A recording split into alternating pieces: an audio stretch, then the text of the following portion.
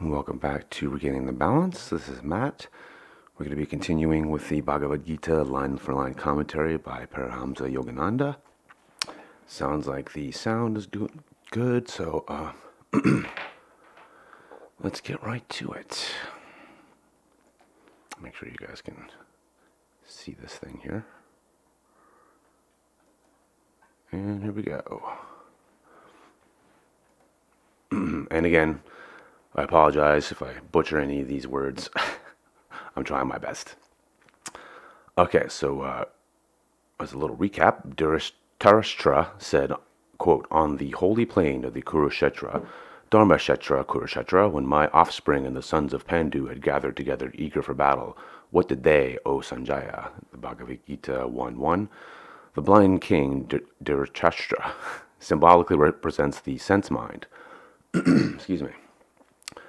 The mind is said to be blind because it cannot see without the help of the senses and intelligence. It merely receives the impressions from the senses and relays the conclusions and instructions of the intelligence.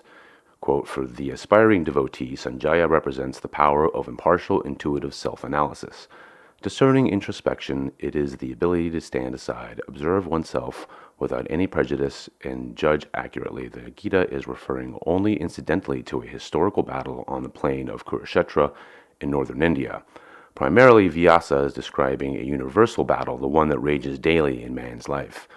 The earnest inquiry by the blind king Dhritarashtra, seeking an unbiased report from the impartial Sanjaya as how fared the battle between the Kurus and the Pandavas, son of Pandu, at Kurukshetra, is metaphorically the question to be asked by the spiritual aspirant as he reviews daily the events of his own righteous battle from which he seeks victory of self-realization. Through honest introspection, he analyzes the deeds and accesses the strengths of the opposing armies of his good and bad tendencies, self-control versus indulgence, discriminative intelligence opposed by mental sense inclinations, spiritual resolve and meditation contested by mental resistance and physical restlessness, and divine soul consciousness against the ignorance and magnetic attraction of the lower ego nature. By Paramahamsa Yogananda. The opposing armies of the spiritual and materialistic forces. Verse 2. And Sanjaya said, "Then King Duryodhana, having seen the armies of the Pandavas in the battle array, repaired to his preceptor, Drona, and spoke as follows." Quote, "Sanjaya, the impartial introspection of Arjuna, the devotee, revealed, after beholding the armies of the Pandavas, the discriminative qualities in array for a psychological battle, ready to fight the sense tendencies, King Duryodhana, material desire, royal offspring, and the blind sense mind, conferred solicitously with his preceptor Drona samskara, the impressions left by past thoughts and actions, and create a stronger inner urge for repetition, i.e., reincarnation. The blind king Dhritarashtra had 100 sons, Duryodhana being the first or eldest. Because his father was blind, Duryodhana ruled in his stead and was thus recognized as Raja or king. The metaphorical analysis is that the 100 offspring of the blind sense mind, King Dhritarashtra, consists of the 5 sense instruments of perception, sight, hearing, smell, taste, and touch, and the 5 sense instruments of action, speech, manual ability, locomotion, procreation, and excretion, each of which has 10 propensities. Altogether, these make 100 offspring born of the sense mind. The eldest, Duryodhana, represents material desire, the firstborn, that which wields power over all other sense inclinations of the bodily kingdom. He is one who is well known for evil wars or causes. The metaphorical derivation of Duryodhana is yudam yasa, quote, one who is hard to be countered in any way, unquote. His very name comes from the Sanskrit dur, which means difficult, and yud, or yudu, which means to fight. Material desire is extremely powerful, for it is the king and the leader of all worldly enjoyments, and is the cause and perpetrator of the battle against the soul's rightful claim to the bodily kingdom. The second stanza of the Gita points out that as soon as the spiritual aspirant introspects to rouse and train by meditation his soldiers of discrimination, immediate opposition is manifested by the king of all of the sense tendencies, material desire. Fearful of losing the mental and bodily kingdom, material desire seeks to reinforce himself by consulting his preceptor Drona, representing samskara, the impressions made on the conscious and subconscious mind by past thoughts and actions. The name Drona comes from the Sanskrit root dru, to melt. Therefore, Drona implies that which remains in a melted state. A thought or physical action once performed does not cease to be, but remains in the consciousness in a more subtle or quote-unquote melted form as an impression of that gross expression of thought or action. These impressions are called samskaras. They create inner urges, tendencies, or propensities that influence the intelligence to repeat those thoughts and actions. Oft repeated, such impulses become compelling habits. Thus, we may simplify the translation of samskara in this context as inner tendency or urge or habit. The preceptor Drona symbolizes samskara, broadly defined as inner tendencies or habit. According to the historical story in the Mahabharata, Drona was the masterly preceptor who had taught archery to both the Kurus and the Pandavas. During the battle between the two parties, however, Drona sided with the Kurus. The good discriminative tendencies of the soul's perfect, pure intelligence, buddhi, and the wicked mental tendencies of the sense mind, manas, had learned from the inner tendencies. Drona, the battle arts of wielding, respectively, the weapons of soul revealing wisdom and of truth obscuring sense consciousness. The subconscious urges of one's samskaras, if good, help to create present good thoughts, actions, and habits. When these innate urges are evil, they arouse wicked thoughts that turn into evil actions and habits. Just as a bird turns its head to focus one eye at a time on a given object, so Drona, the samskara or habit-guided intelligence, uses one-sided vision and supports the dominant tendencies. This Drona, inner urge, joins the wicked mental tendencies, kurus, when they are predominant in a man. Therefore, unless samskara or the sense habit inclination is purified by wisdom, it will be found to be a follower of Duryodhana or king material desire. This is why, in the devotee who has yet to win the victory in the battle of Kurukshetra, Drona, or the bad habit-influencing intelligence, joins the side of the Kurus, or the wicked mental tendencies, helping them to direct their arrows of piercing evil against the discriminative powers. Battle strategy of material desire and habit. Material desire is the supreme ruler in the person who does not meditate. It is desire's power that lures man to follow the path of sense pleasure rather than the path of soul happiness. The ordinary person, knowing nothing of the intoxicating joy flowing from meditational practices, unwittingly reconciles himself to sense pleasures. But as soon as meditation awakens discriminative qualities, so that the devotee tastes the true joys of the inner world of spirit, King Material Desire becomes alarmed and begins to reinforce his position by summoning Drona, recalling to man's mind the pleasures of past sense indulgences. King Material Desire, acting alone in the shape of a series of new desires, is easily overcome by an act of judgment, but material desire that is supported by habit is hard to eject merely by discrimination. Therefore, the battle strategy of King Material Desire is to try to overcome discriminative tendencies by representing alluring memories of the joys of past habits. Devotee, beware. As soon as the spiritual aspirant tries to meditate to rouse the powers of self-control and discrimination, he will find King Material Desire tempting him in several ways. New desires will invade his thoughts to distract him from meditation. Quote, "There is an excellent movie at the neighborhood theater. Your favorite television show is on. Remember, you wanted to call your friend about next week's party. Now is a good time to do those neglected extra chores. You've worked hard. Take a little sleep first. Go ahead and get these things off your mind. Then you can meditate," unquote. Too often, the time for quote-unquote then never comes. Even the resolute devotee who resists these lures and sits to meditate will be invaded by pernicious inner urges of past habit of restlessness, mental lethargy, and sleepiness, and spiritual indifference. This is absolutely true, you guys. I mean, I've wanted to stop and make comments, but there's not really much else I could add to this, because it is true. When you start to meditate, and you start to go down that spiritual path, like they say, King Duryodhana, comes out in spades, and it can be pretty intense. I'm not going to lie. So let's see here. The aspiring devotee should be aware of these dangers, which are merely tests easily mastered if one is forewarned by wisdom. By deep spiritual intuition, he will discover these invariable ruses of King Material Desire. All right, looks like everything's good. The restless man who does not cultivate spiritual discrimination and self-control becomes the victim of Duryodhana material desires, temptations, and of Drona's samskaras, inner urges of past habits or spiritual indifference and sense pleasures. The worldly man foolishly resists any suggestions to explore the deeper, unending joys and wisdom whispers of those inner perceptions which are to be felt in yoga meditation by concentrating on the subtle centers of divine life and consciousness in the spine and the spiritual eye between the two eyebrows. By constant self-indulgence, the ordinary person remains sense-ensnared. He finds himself limited to enjoyments connected only with the surface of the flesh.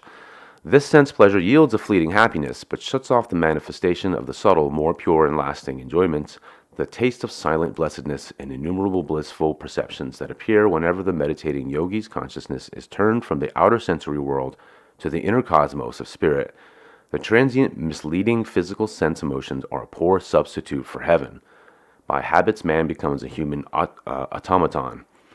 The life of an ordinary man is monotonous at best. He wakes, he bathes his body, enjoys after-bathe sensation, eats breakfast, hurries to work, begins to get weary, is refreshed by lunch, again pursues work, and finally goes home, bored and listless. The hour of this too heavy dinner is punctuated by various noises from radio or television and often ill-humored remarks from wife or children. This typical man may then attend the movies or a party or a brief diversionary respite. He comes home late, is very tired, and sleeps heavily. What a life! But he repeats this performance with unimaginative variations throughout the best years of his life. Word. By such habits, man becomes like a machine, a human automaton, fueled with food, automatically performing tasks sluggishly and unwillingly without joy or inspiration, and partially shutting down its activities by sleep, only to repeat on the following day the same routine. The Bhagavad Gita commands man to avoid this mere quote-unquote existence. Its verses proclaim that the practice of contacting God and the ever-new joy of yoga meditation will enable man to get the taste of blissful consciousness and ever present him, even during the performance of those mechanical actions that must enter into all human lives. Discontent, boredom, and unhappiness are the harvest of a mechanical life, whereas the infinite spiritual perceptions gained in meditation whisper joyously to man countless thrilling inspirations of wisdom that enlighten and enliven every aspect of his life.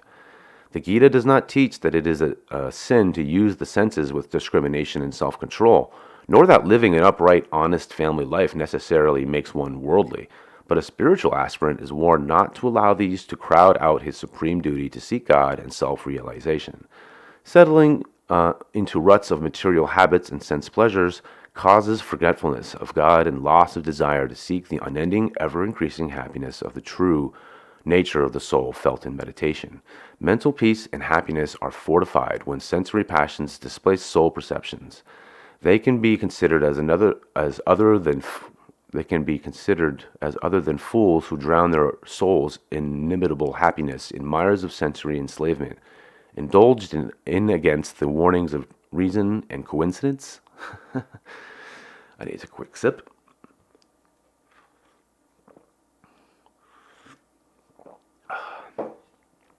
That entrapment by delusion is what is at issue in the Gita. Pure enjoyment of the senses, experience with spiritual discrimination and self-control are not enslaving to a man of self-realization. Pure sense pleasures are known to the yogi after he has won by meditation the true contact of God. Thus, we find the second stanza of the Bhagavad Gita forewarning the spiritual aspirant that King Duryodhana, material desire, will try to arouse man's Drona, sense habit tendencies to fight against the soul's force of discrimination. When the sense faculties, the kurus, have been allowed to take command of the bodily kingdom, man's powers of introspection and discrimination are held incommunicado, in silent exile, by sense armies. The dictates of Duryodhana, material desire, supported by Drona habit, are all powerful. But when the devotee is ready to support the soul's discriminative tendencies, the Pandavas, to help them become victorious, material desire and the evil proteges of Drona urge will be driven out pell-mell. Not sure what that means. Verse 3. O teacher, behold this army of the sons of Pandu, arranged in battle order by the talented disciple, the son of Drupada. King Material Desire, during the devotee's introspection, addresses his preceptor Drona, habit. Quote, behold the mighty armies of the Pandavas, the discriminative forces, entrenched in the spinal centers, all poised for battle under the direction of thy disciple, the calm inner light of intuitive awakening, disciple of the quote, Drona, unquote, past habit of meditation. This son of Drupada, born of the Drupada dispassion for material enjoyment resulting from deep spiritual ardor and divine devotion, was trained by thee to be skillful in psychological wars. He now stands against us, a powerful general of the Pandava army, a leader of the occult soldiers of discrimination. Symbolic power of calm inner light of divine perceptions. Duryodhana, material desire, is both astonished and displeased to find that the formidable general who is preparing the pure discriminative faculties for psychological battle is a brother disciple, the son of King Drupada, a skilled pupil of Duryodhana's own teacher and chief supporter past habit, Drona. The son of Drupada, Drishtadyumna, metaphorically represents a calm inner light of divine perception, an awakening intuition of the devotee. A brief reference to the Mahabharata allegory will explain the significance. In their youth, Drona and Drupada were close friends. In later years, when Drupada ascended to the throne as king of the Panchala, he scorned Drona, who, presumed on their former friendships, came seeking favors from the king. The angered Drona, with the aid of the Pandavas, took revenge on Drupada by causing him to suffer a humiliating military defeat in which he lost his kingdom and was taken prisoner by Drona. Out of kindness, Drona raised Drupada and allowed him to retain the southern half of his former kingdom. Drupada, however, vowed vengeance against Drona. Through sacrificial rite, he prayed for and was granted a son who would have had the courage and ability to destroy Drona. This son, Drishtadyumna, rose out of the sacrificial fire as a celestial warrior, shining with a great brilliance and endowed with confident courage. During the war of Kurukshetra, it was at the hand of Drishtadyumna that Drona was finally slain. It has already been established that Drona represents samskara, or past habit tendencies. Drupada, as well, will be explained more fully in the next verse, represents dispassion, a distaste for material enjoyment because of deep spiritual ardor and divine devotion. In the beginning, the devotee finds that his fervent spiritual desire and his inner inclination, or samskaras, seem to be friends. But when samskara manifests its material sense tendencies, spiritual desire spurns that company.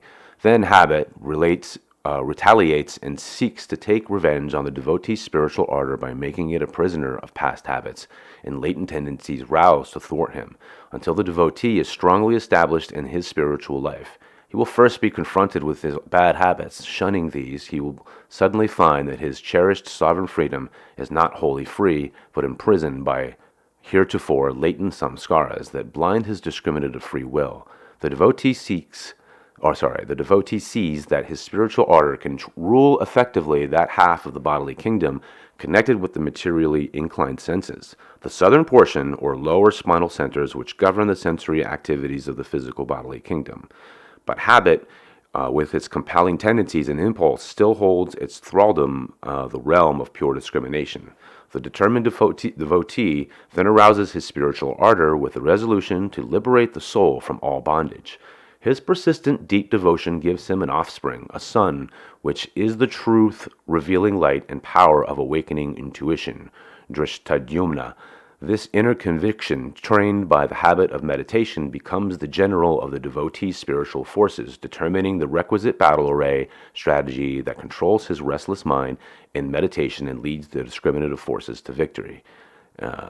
Interestingly enough, I think how the allegory goes, he rules the lower kingdom.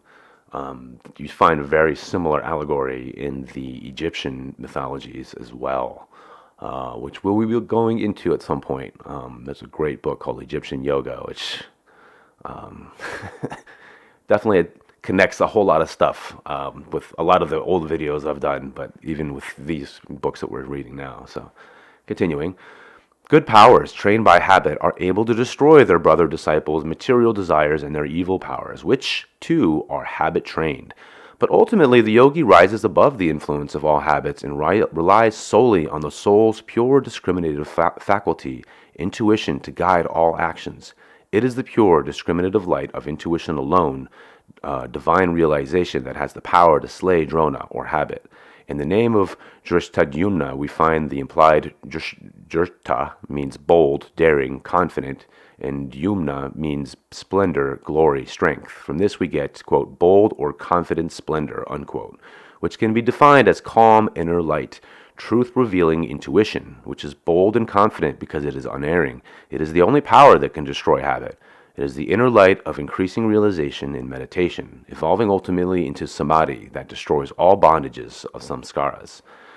Drishtadyumna is spoken of as the skilled disciple of Drona, samskara, in its good or spiritual aspect, because the power of habit repeatedly applied to the practice of meditation is what develops the calm inner light of intuitive divine perception. Absolutely. In time of need, this calm inner light is seen or felt by the meditating devotee, guiding, supporting, and encouraging his meditative efforts. It's absolutely true. Habit is the quote-unquote preceptor of good as well as evil tendencies. It is a psychological truth that habit is the preceptor of both good and evil tendencies in man. When evil material desire tries to exercise the influence of habit to destroy the powers of discrimination, the king of evil is amazed to find that there are good protégés of habit, which are prepared to resist it, or to resist. It is a consoling thought for man that no matter how strong the powers of evil habit and material desire are at any given moment, soldiers of good habits of this life and of past incarnations exist, ever ready to give battle. These good samskaras, the good impressions and divine perceptions left by past habit actions, are the occult soldiers, the rear guard of King Soul.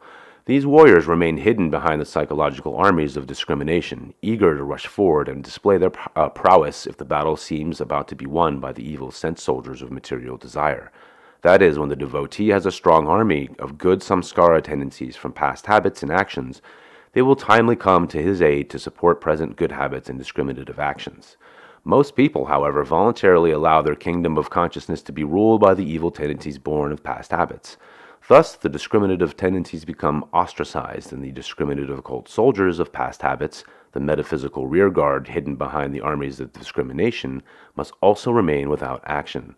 The man who is always restless and who never meditates believes that he is quote-unquote all right, because he has become accustomed to being a sense slave. He realizes his true plight as soon as the spiritual desire awakens in him and he tries to meditate and be calm. He then naturally meets fierce resistance from bad habits of mental fickleness. This is so true. The yogi beginner finds his soldiers of discrimination guided by desire to be good, yet suffering many discouraging defeats. As he meditates longer and prays ardently for inner help, he sees that the calm conviction of the intuitive perception, the veteran occult general of awakening inner light, emerges from the superconsciousness to be the active guide for the forces of discrimination. No matter how many times he suffers from powerful attacks of sense habits, the meditation-born occult soldiers for this life and past lives still come to his aid. When the habit of restlessness tried to usurp the throne of his consciousness, these occult soldiers offer effective resistance. The occult soldiers appear at the scene of a psychological battle on two occasions only. First, when the advanced soldiers of discrimination have been routed by the soldiers of sense lures. Secondly, when the discriminative soldiers through the trumpet call of meditation have asked the aid of the occult forces.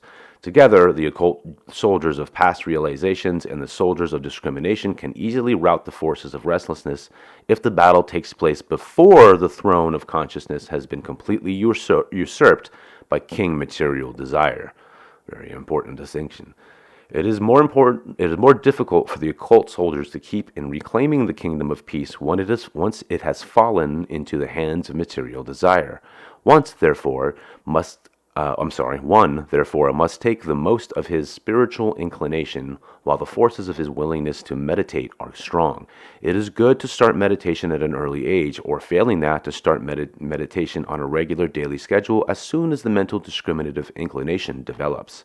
Habits of meditation, whether acquired recently or in the distant past, have the power to bring forth a general of inner light. Persons who become discouraged in meditation because of restlessness are yet unaware of the evil resisting power of their discriminative tendencies and the rear guard of occult soldiers of past good habits of meditation. But even though they are prisoners in the hands of restlessness, they persist in struggling to calm themselves. They will become aware that hidden occult soldiers, the redoubtable, sturdy institutional powers, are trying to emerge from the superconsciousness to offer spiritual aid. Thus, it is explained in this verse of the Bhagavad Gita that when material desire and his army of sense tendencies and their restless thoughts try to reinforce themselves by past material habit, in order to dissuade the spiritual aspirant from the practice of meditation, they find that the calm inner light of awakening, intuition, well trained in meditation by past spiritual habit, has effectively arrayed the discriminative faculties to give metaphysical resistance. Verses 4 through 6. Here present are mighty heroes, extraordinary bowmen, as skillful in battle as Bhima and Arjuna, the veteran warriors, Duryodhana, Virata, and Drupada, the powerful Drishtaketu, Chaitanya, Kashiraja, eminent among men, Purujit, Kuntibhoja, and Shaibya, the strong Yudamanyu, the valiant Uttamajas, the son of Subhadra and the son of Draupadi, all lords of great chariots.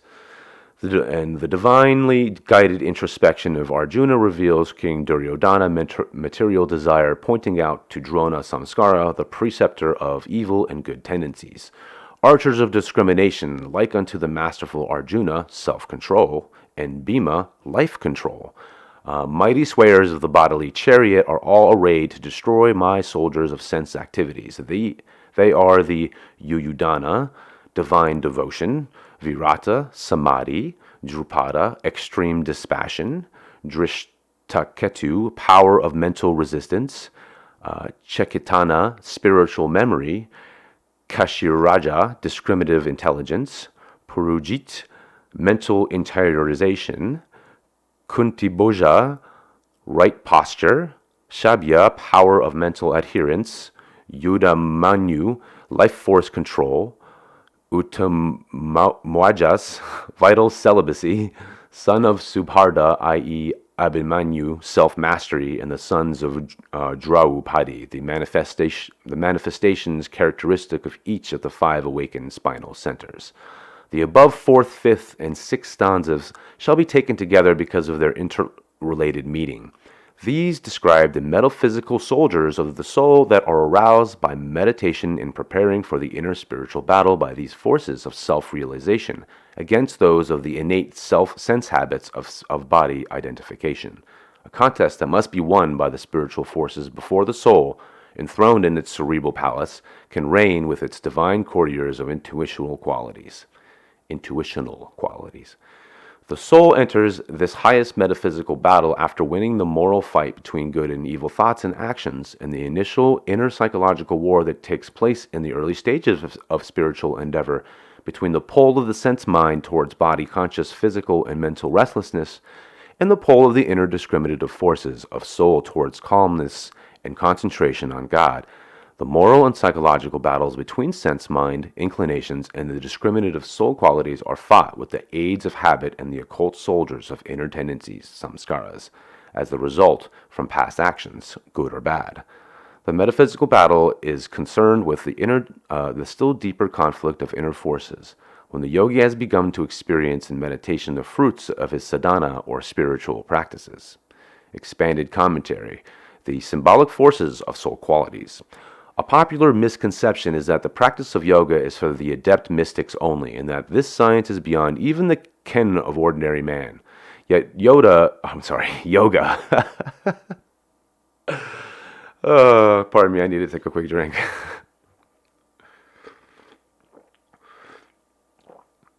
Oh man, that was funny. Yet yoga is the science of the whole creation. Man, as also every atom in the universe, is an externalized result of this divine science at work. The practice of yoga is a set of disciplines through which an understanding of this science unfolds through direct personal experience of God, the supreme cause. Material scientists start with the observable effect of matter and attempts to work backwards toward a cause. Yoga, on the other hand, describes the cause and how it evolved outward into the phenomena of matter, and shows how to follow that process in reverse to experience the true spirit nature of the universe and man. To understand the significance of the Gita verse 4, 5, and 6, which describe the metaphysical soldiers of the soul, and the following verses that describe the opposing soldiers of the body consciousness, certain basics of yoga science must be kept in mind. Yoga physiology of the astral and causal bodies.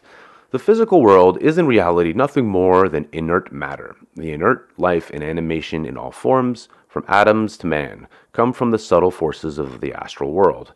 Though these, in turn, have evolved from the still finer forces of causal or ideational creation, the creative vibratory thoughts emanating from the consciousness of God, man, the microcosm, is in all respects an epitome of the macrocosm. His physical body is gross matter. His life and his ability to perceive through the senses and cognize through the consciousness are dependent on the subtle powers and forces of his astral and causal bodies, instruments of the indwelling soul or individualized consciousness of God. The physical body is directly created and sustained by the forces of the astral body. The astral body and powers are principally life current or prana. Life current is a mixture of consciousness and electrons, to which I have given the terminology lifetrons. The difference between lifetrons and electrons is that the former is intelligent and the latter is mechanical. The electricity shining in a bulb does not grow a bulb. There is only a mechanical relation between the bulb and the electricity burning in it. But life current present in the united sperm and ovum cell develops that primal cell into an embryo and ultimately into a full-grown human being. The creative life energy of the astral body descends into the physical body through 7 subtle centers in the spine and brain and remains concentrated in and expresses outward through these centers. Within only days after conception, a, quote, neural groove, unquote, may be distinguished in the embryo. From this first development phase is forming the spine, brain, and nervous system, and from these developed parts the rest of the human body organism evolves, all the work of the forces of the astral body. As the physical body has a brain, spinal cord, and nerve pairs forming plexuses at cervical, dorsal, and lumbar, sacral, and coccygeal regions, and a many-branched peripheral nervous system, so the astral body has an astral brain of 1,000 rays, the 1,000-petaled lotus, an astral spine with subtle centers of light and energy, and an astral nervous system whose myriad luminous channels are called nadis. The physiology of the astral body animates the physiology of the physical body. The astral body is the source of the powers and instruments of the 5 senses of perception and 5 action. The astral nervous system channels the flow of life or prana in its 5 differentiated forms that in the physical body manifest as crystallization, circulation, assimilation, metabolism, and elimination. The main astral spine of light, the Sushumna, has within it 2 other luminous spines. The Sushumna, or outer covering of light, controls the gross function of the astral lifetrons, those associated with all the functions carried on by the 7 astral spinal centers with their 5 vibratory creative elements, earth, water, fire, air, ether, that create and sustain the physical body. The Sushumna extends from the Muladhara chakra or the coccygeal center to the brain. Auxiliary to the Sushumna are 2 astral nadis on either side of it, the left, the Ida, on the right, the Pingala. These 2, preeminent among the 72,000 nadis, consist the primary channels of the astral sympathetic nervous system, which in turn controls the corresponding sympathetic nervous system of the gross physical body. Within the Sushumna is the second astral spine called the Vajra, which provides the power of expansion, contraction, and all activities of motion of the astral body. The Vajra extends upward from the Vadhisthana chakra, or sacral center. Within the Vajra is hidden the Chitra, astral spine, which controls the spiritual activities, those related to consciousness. The activities of these 3 astral spines are controlled primarily by the astral brain, or Sahasrara, of 1,000 rays. Specific rays of life and intelligence from the 1,000-petaled lotus of light are directly reflected in the different astral spinal centers, giving each its characteristic activities and consciousness, just as portions of the physical brain are connected to specific nerve and nerve centers in the physical spinal plexuses. Structure of the astral and causal spines. As the physical body is made principally of flesh and the astral body of prana, intelligent life or lifetrons, so the causal body is made, made specifically of consciousness, ideas, which I have termed as thoughttrons. It is in the presence of the forces of the causal body behind the astral and physical bodies that causes and sustains their very existence and makes them a conscious sentient being. The causal body has a spiritual brain of wisdom and a spiritual spine called the Brahmanadi. The Brahmanadi has no covering of light, as does the threefold astral spine. It is made of a strong current of consciousness. The Brahmanadi is commonly described as inside or the inside, the chitra, astral spine. This is at once both a fact and a misnomer. The Brahmanadi being the quote-unquote spine of the causal body, which is thought, vibrations, or consciousness, can only be described in relative terms as being quote-unquote inside or covered by the three astral spines, which in turn are covered by the spine of the physical body. The quote-unquote forms of the three bodies and their quote-unquote spines are a matter of degree of grossness superimposed on one another, with the finer obscured by the grosser, though not obstructed by it. The physical, astral, and causal instruments of the soul exist and function as an integrated whole through interaction between various gross and finer forces.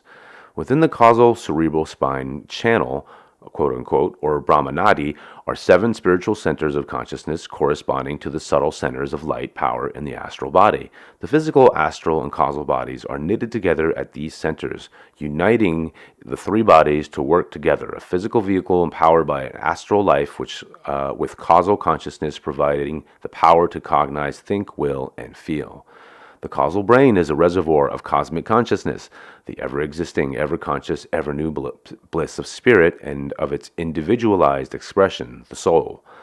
As this consciousness descends through the causal cerebral spinal centers, it manifests as wisdom in the cause cerebrum, intuition in the causal medulla, calmness in the causal cervical centers, the consciousness behind the power of life force in the causal dorsal center, the consciousness or power of self-control in the causal lumbar center, and the power of adherence in the causal sacral center, and the power of restraint in the causal coccygeal center. These manifestations of the cosmic consciousness of the soul descend through the causal cerebral spinal centers, send wisdom through the action of will to the quote-unquote cells of endless thoughts which constitute the causal body. As this consciousness flows outward from the causal body into the astral body and then into the physical body, drawn by the magnetism of sense attachment to matter, the fine expression of original cosmic consciousness becomes increasingly diluted and gross, losing its true spiritual nature. Pure blissful intelligence or wisdom becomes discrimination. Discrimination, distorted by the limitations of sense impressions, becomes the blind, whimmed mind. Expressing even more grossly, mind becomes life without cognizing power. Life becomes inert matter. The Kosha stages of evolution in creation and man. These stages of expression are referred to in yoga as sheaths or koshas.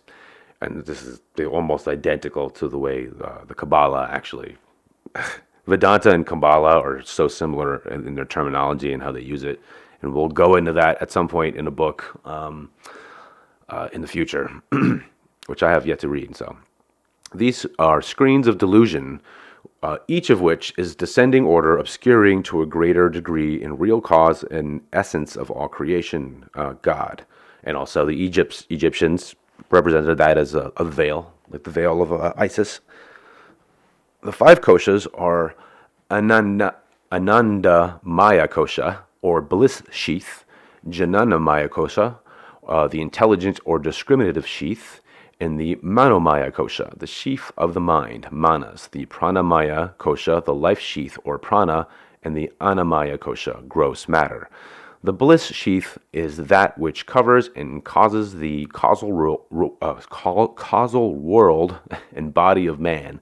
The 3 sheaths of intelligence, mind, and life are the covering of the astral universe and body of man. The matter of sheath manifests as the physical universe and body of man. And I'll just say, in the Kabbalah, they call them, I think they call them screens, is what they call them. In ascending order from matter to spirit, the 5 natural evolutionary stages of life are results of these 5 sheaths. When one has one of the sheaths are unfolded, there is a corresponding manifestation of a progressively higher expression of life. Inert materials are unlocked in all 5 sheaths with the unfolding of the Annamaya kosha, or matter sheath. Pranamaya kosha, or the life sheath, is revealed, and the resulting manifestation is the life in plants. When Pranamaya kosha is unfolded in Manomaya kosha, or the mind sheath, it becomes manifested, the animal kingdom is expressed. Animals have perceptions and consciousness, but not the intellect to discriminate between right and wrong. When Manomaya kosha is unfolded and Jnanamaya kosha, or the discriminative sheath, is revealed, we have the manifestations of intellect or man with the ability to think, reason, and guide his actions by discrimination and free choice. When man rightly uses this discriminative power, Jnanamaya Kosha is ultimately rolled back, and Anandamaya Kosha, or the bliss sheath bliss sheath, is revealed. This is the state of the divine man with just a thin veil of individuality between himself and God. And so this whole thing is essentially explaining evolution as well. Man, being a microcosm of the universe, has within him all five sheaths: matter, life, mind, intellect, and bliss. He alone, of all forms of creation, has the ability to unfold all of these sheaths and free his soul to become one with God. Let me just make sure the sound's still good. Yep. Awesome. Yoga, as described in the Bhagavad Gita and elucidated in these present stanzas, is the method through which this liberation can be attained. By the correct practice of meditation, the accomplished yogi, through pranayama, or life force control, quote unquote, unfolds the life energy sheath, pranamaya kosha. He finds that his life energy is the link between matter and breath, which, with mastery of the life forces, he realizes the true nature of matter, the annamaya kosha, as a delusive objectification of spirit. And as the inwardly flowing life energy disconnects the consciousness from identification with the limited sense mind, manomaya kosha, that sheath unfolds so that the discriminative qualities of the intellect sheath, or buddhi, jnanamaya kosha, can predominate in his life and in his meditation. The cultivation of the discriminative qualities by right spiritual action and yoga meditation gives him ultimately the ability to roll back the intellect sheath to reveal the fine bliss sheath, annamaya kosha, which is the causal body covering his soul with its faculty of pure, all-knowing intuition and wisdom. Unfolding the bliss sheath is deepest meditation. The yogi emerges as his soul in blissful oneness with God. As explained in the discussion of the first verse, the devotee may attain enlightening experience in meditation and even the bliss of samadhi, but still find that he is unable to maintain that consciousness permanently, as he is drawn back again into body consciousness by samskaras. And this is the principal discriminative powers of the soul. As he is drawn back again into the body consciousness by samskaras, or imprints remaining on his consciousness from past habits and desires. This, then, is the state of the yogi as he prepares for the metaphysical battle, the pure discriminative powers, the principal ones being symbolically represented as the fine divine sons of Pandu, have been roused within the yogi, ready to reclaim the bodily kingdom of the soul. The five Pandavas are the central heroic figures of the Gita analogy, controlling the armies of consciousness and energy, prana, in the five subtle centers of the spine. They represent the qualities and powers acquired by the devotee whose deep meditation is attuned to the astral and causal centers of life and divine consciousness. In ascending order, the significance of the five Pandavas is as follows. Shahadeva, restraint, power to stay away from evil. Dhamma, the active power of resistance, tenacity by which restless outer sense organs can be controlled. And the vibratory earth element in the coccyx center, or the Muladhara chakra, your base chakra. Nakula is next, adhering, power to obey good rules. Sama, the positive or absorbing power, attention by which mental tendencies can be controlled, and the vibrating water element in the sacral center, or the Svadhisthana chakra. Arjuna, self-control, the vibratory fire element in the lumbar center. This center, the Manipura chakra, bestows the fire force of mental and bodily strength to fight against the vast onslaught of the sense soldiers. It is the reinforcer of good habits and actions, the habits trainer. It holds the body upright and causes purification of the body and mind and makes deep meditation possible. We see further why this center allegorically represents Arjuna, the most skilled of all the Pandava army. When we consider its dual function, it is the pivotal or turning point of the devotee's life from gross materialism to finer spiritual qualities. From the lumbar to the sacral and the coccygeal centers, life and consciousness flow downward and outward to materialistic, sense-bound body consciousness.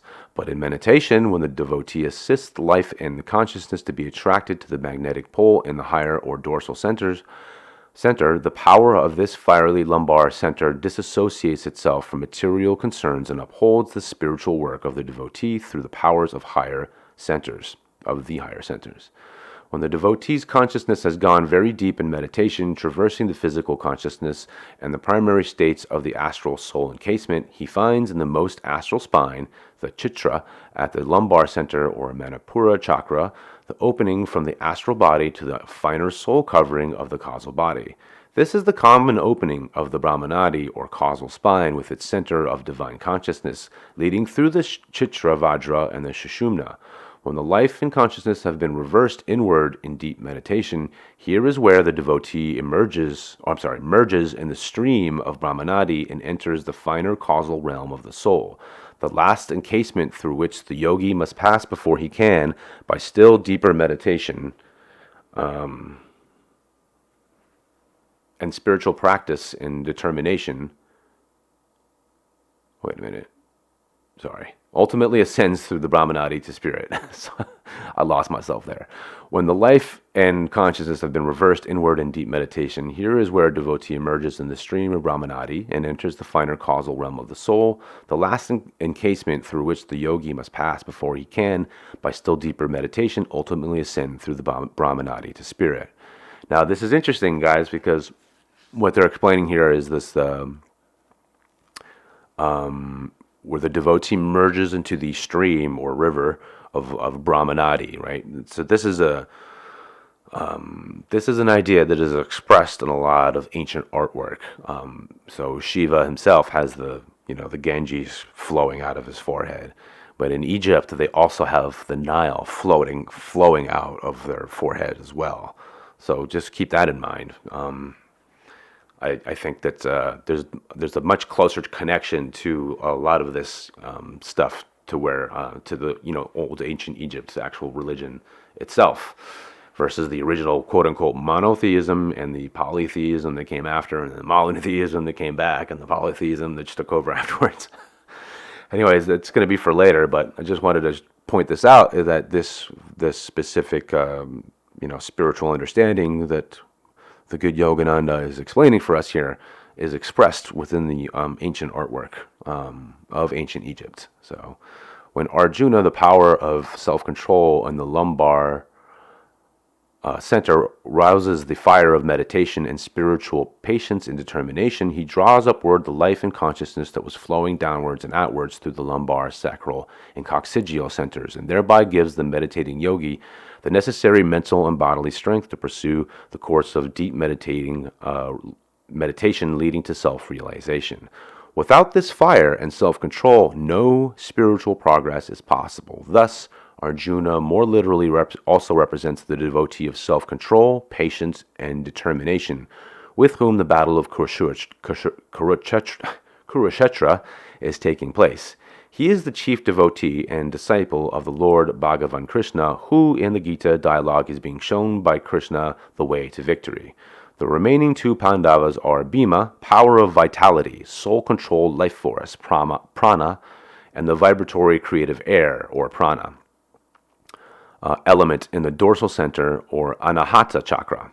The power of this center aids the devotee in the practice of the right techniques of pranayama to calm the breath and to control the mind in sensory onslaughts.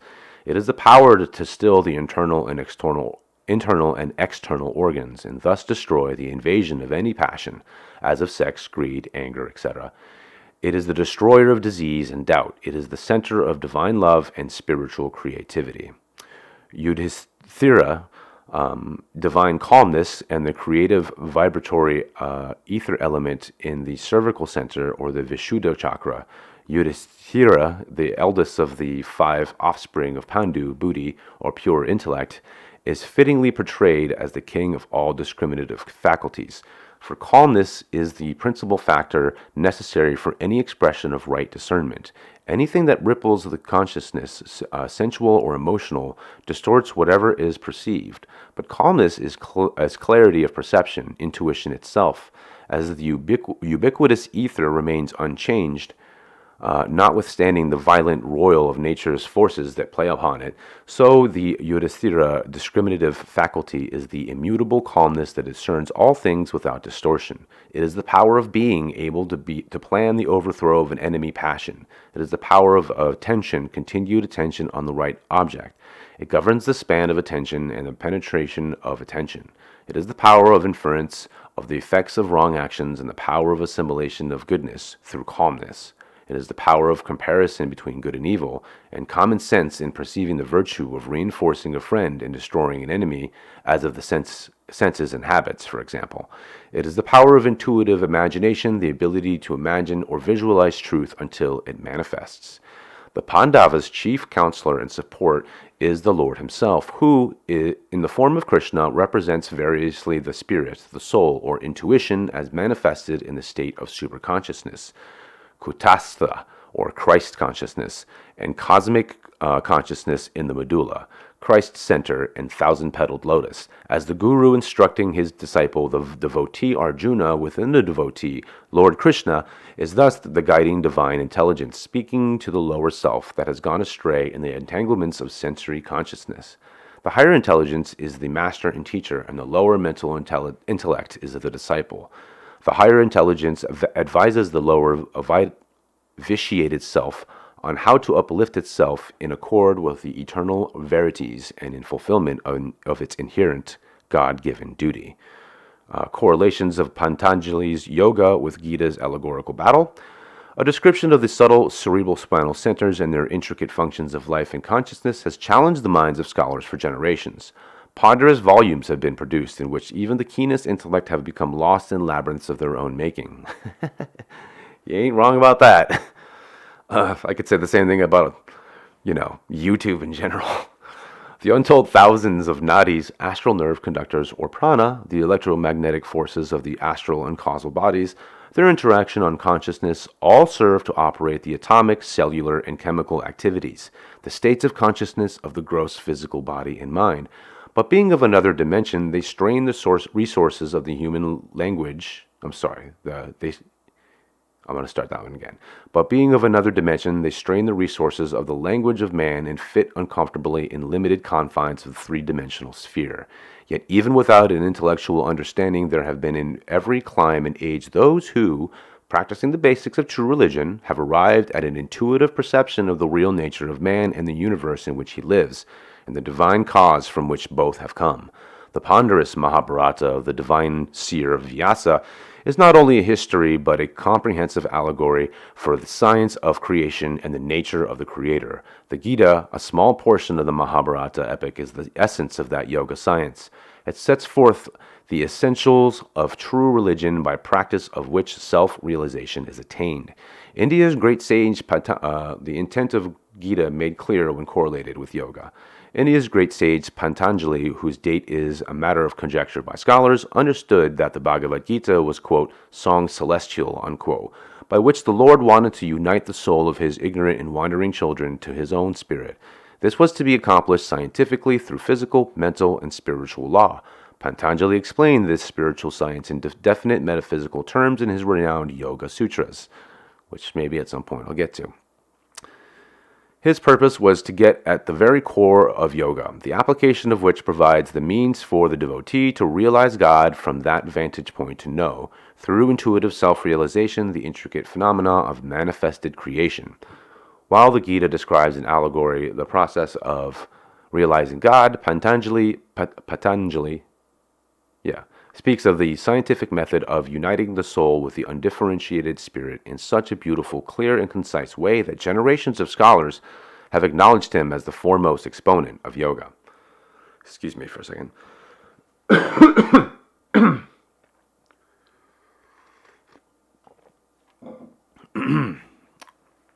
The intent of the Gita is brought immediately into focus when we see how each of the warriors mentioned in verse 4 through 8 relate to the practice of yoga as described by Pantanjali in his Yoga Sutras.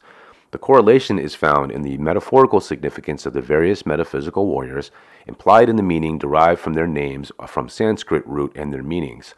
or from their significance in the Mahabharata epic. In verses 4, 5, and 6, King Desire, Duryodhana, informs his preceptor past habit, Drona, about the spiritual soldiers in the cerebrospinal centers that have lined up in battle array. These metaphysical soldiers, which have gathered to support the cause of the five Pandavas, are the spiritual effects engendered by the devotee's practice of yoga. They, along with the five principal Pandavas, come to the aid of the yogi to help him battle the evil soldiers of the sense mind. Duryodhana identifies them as Duryodhana, Virata, Drupada, Drishtateku, Shaketana, king of Kashi, Kashiraja, Parijit, Kuntibhoja, Shaibya, and Yudhamanya, Uttamuaja, son of Subardha, and the five sons of Jurapadi.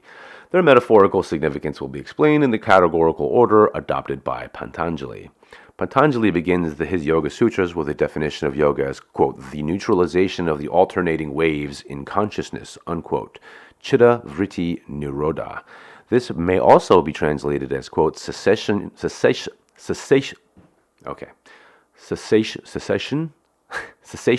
the modification of the mind stuffs, unquote. I have explained in Autobiography of a Yogi, quote, chitta is a comprehensive term for the thinking principle, which includes the pranic life forces, manas, mind or sense consciousness, ahamkara, egoity, and buddhi, intuitive intelligence, and vritti, literally whirlpool, refers to the waves of thought and emotion that ceaselessly arise and subside in man's consciousness. Nirodha means neutralization, cessation, control. Pantanjali continues, quote, then the seer abides in his own nature or self, unquote. This refers to his true self or soul, that is, he attains self-realization, oneness with his soul with God. Pantanjali explains in Sutras 1:20-21, quote, the attainment of this goal of yoga is preceded by shraddha, devotion, virya, vital celibacy, smriti, memory, samadhi, the experience of God union during meditation, prajna, discriminative intelligence. This attainment is nearest to those possessing tivra samvega, divine ardor, fervent devotion and striving for God, and extreme dispassion towards the world of the senses. From these sutras, we have the first 6 metaphysical soldiers, which stand in readiness to aid the yogi's battle for self-realization. And this is fascinating, you guys, because these lines are they mention a bunch of soldiers, right? And just to see what the meaning of each one of these are and how simply they're written in 2 lines, or 6 lines in the Gita, and then having this much information behind it, makes you really think about about how people have been approaching other texts, across spiritual texts as well, because this is fascinating. So the first warrior, number 1, Yudana, divine devotion, shraddha. From the Sanskrit root yud, to fight, Yudana means literally he who has been fighting for his own benefit, unquote. The metaphorical derivation is this. I'm not going to read it. Which means, quote, one who has an ardent desire to fight to express spiritual consciousness, unquote. It represents the attracting principle of love, whose quote unquote duty is to draw creation back to God. Felt by the devotee as shraddha or devotion for God, it is an inherent pull of the heart in longing to know Him. It stirs the devotee into spiritual action and supports his sadhana, his spiritual practices. Shraddha, devotion, is frequently translated as faith, but it is more accurately defined as the natural inclination or devotion of the heart quality to turn towards its source, and faith in an integral part of surrendering to this pull, i.e., the kingdom of heaven is within you. Creation is a result of repulsion, a going away from God, an externalization of spirit, but inherent in matter is the force of attraction. This is the love of God, a magnet that ultimately pulls creation back to Him. The more the devotee is attuned to it, the stronger the pull comes, and the sweeter the purifying effects of the yogi's divine devotion. Yudana, divine devotion, defights the forces of irreverent, satanic disbelief or doubt, which try to dissuade and discourage the aspirant. Uta Maudras, or vital celibacy, virya, the literal meaning of Uttamajas, the Mahabharata warrior, is, quote, of excellent valor, unquote. The common interpretation given to Pantanjali's virya is heroism or courage. But in yoga philosophy, virya also refers to the creative semen, which is, instead of being sensually dissipated, is transmuted into its pure vital essence, gives great bodily strength, vitality, and moral courage. Thus, we find that Uttamajas, from the Sanskrit Uttama, quote, chief principle or principle, unquote, and Ojas, quote, energy, power, bodily strength, unquote, may be translated as, quote, the principal power, the chief bodily strength, unquote. Thus, the metaphorical derivation, Uttama Ojo Yasya Saiti, quote, one whose power is supreme of the highest superlative quality, unquote. The vital essence, when mastered by the yogi, is a principal source of his spiritual strength and moral fortitude. The vital essence, the sense mind, the breath, and prana, the life force or vitality, are closely interrelated. Mastery of even one gives control of the other three also. The devotee who employs scientific yoga techniques to control simultaneously all four forces quickly reach a higher state of consciousness. Uttamaja's vital celibacy lends its power to the devotee to defeat the forces of temptations and habits of debauchery, and thus free the life force to be lifted up from the gross pleasure to divine bliss. 3. Chekitana, spiritual memory, smriti. Chekitana means, quote, intelligence, unquote. From its Sanskrit root, chit comes the derivative meanings, quote, to appear, or to shine, or to remember, unquote. The metaphorical derivation of Chiketi is Janati iti, quote, he remembers, realizes true knowledge whose perception is clear, concentrated, unquote. Pantanjali's smriti means memory, divine and human. It is that faculty which the yogi recalls his true nature as made in the image of God. As this memory appears as this memory appears or shines on his consciousness, it gives him that intelligence or clear perception which helps to light his path.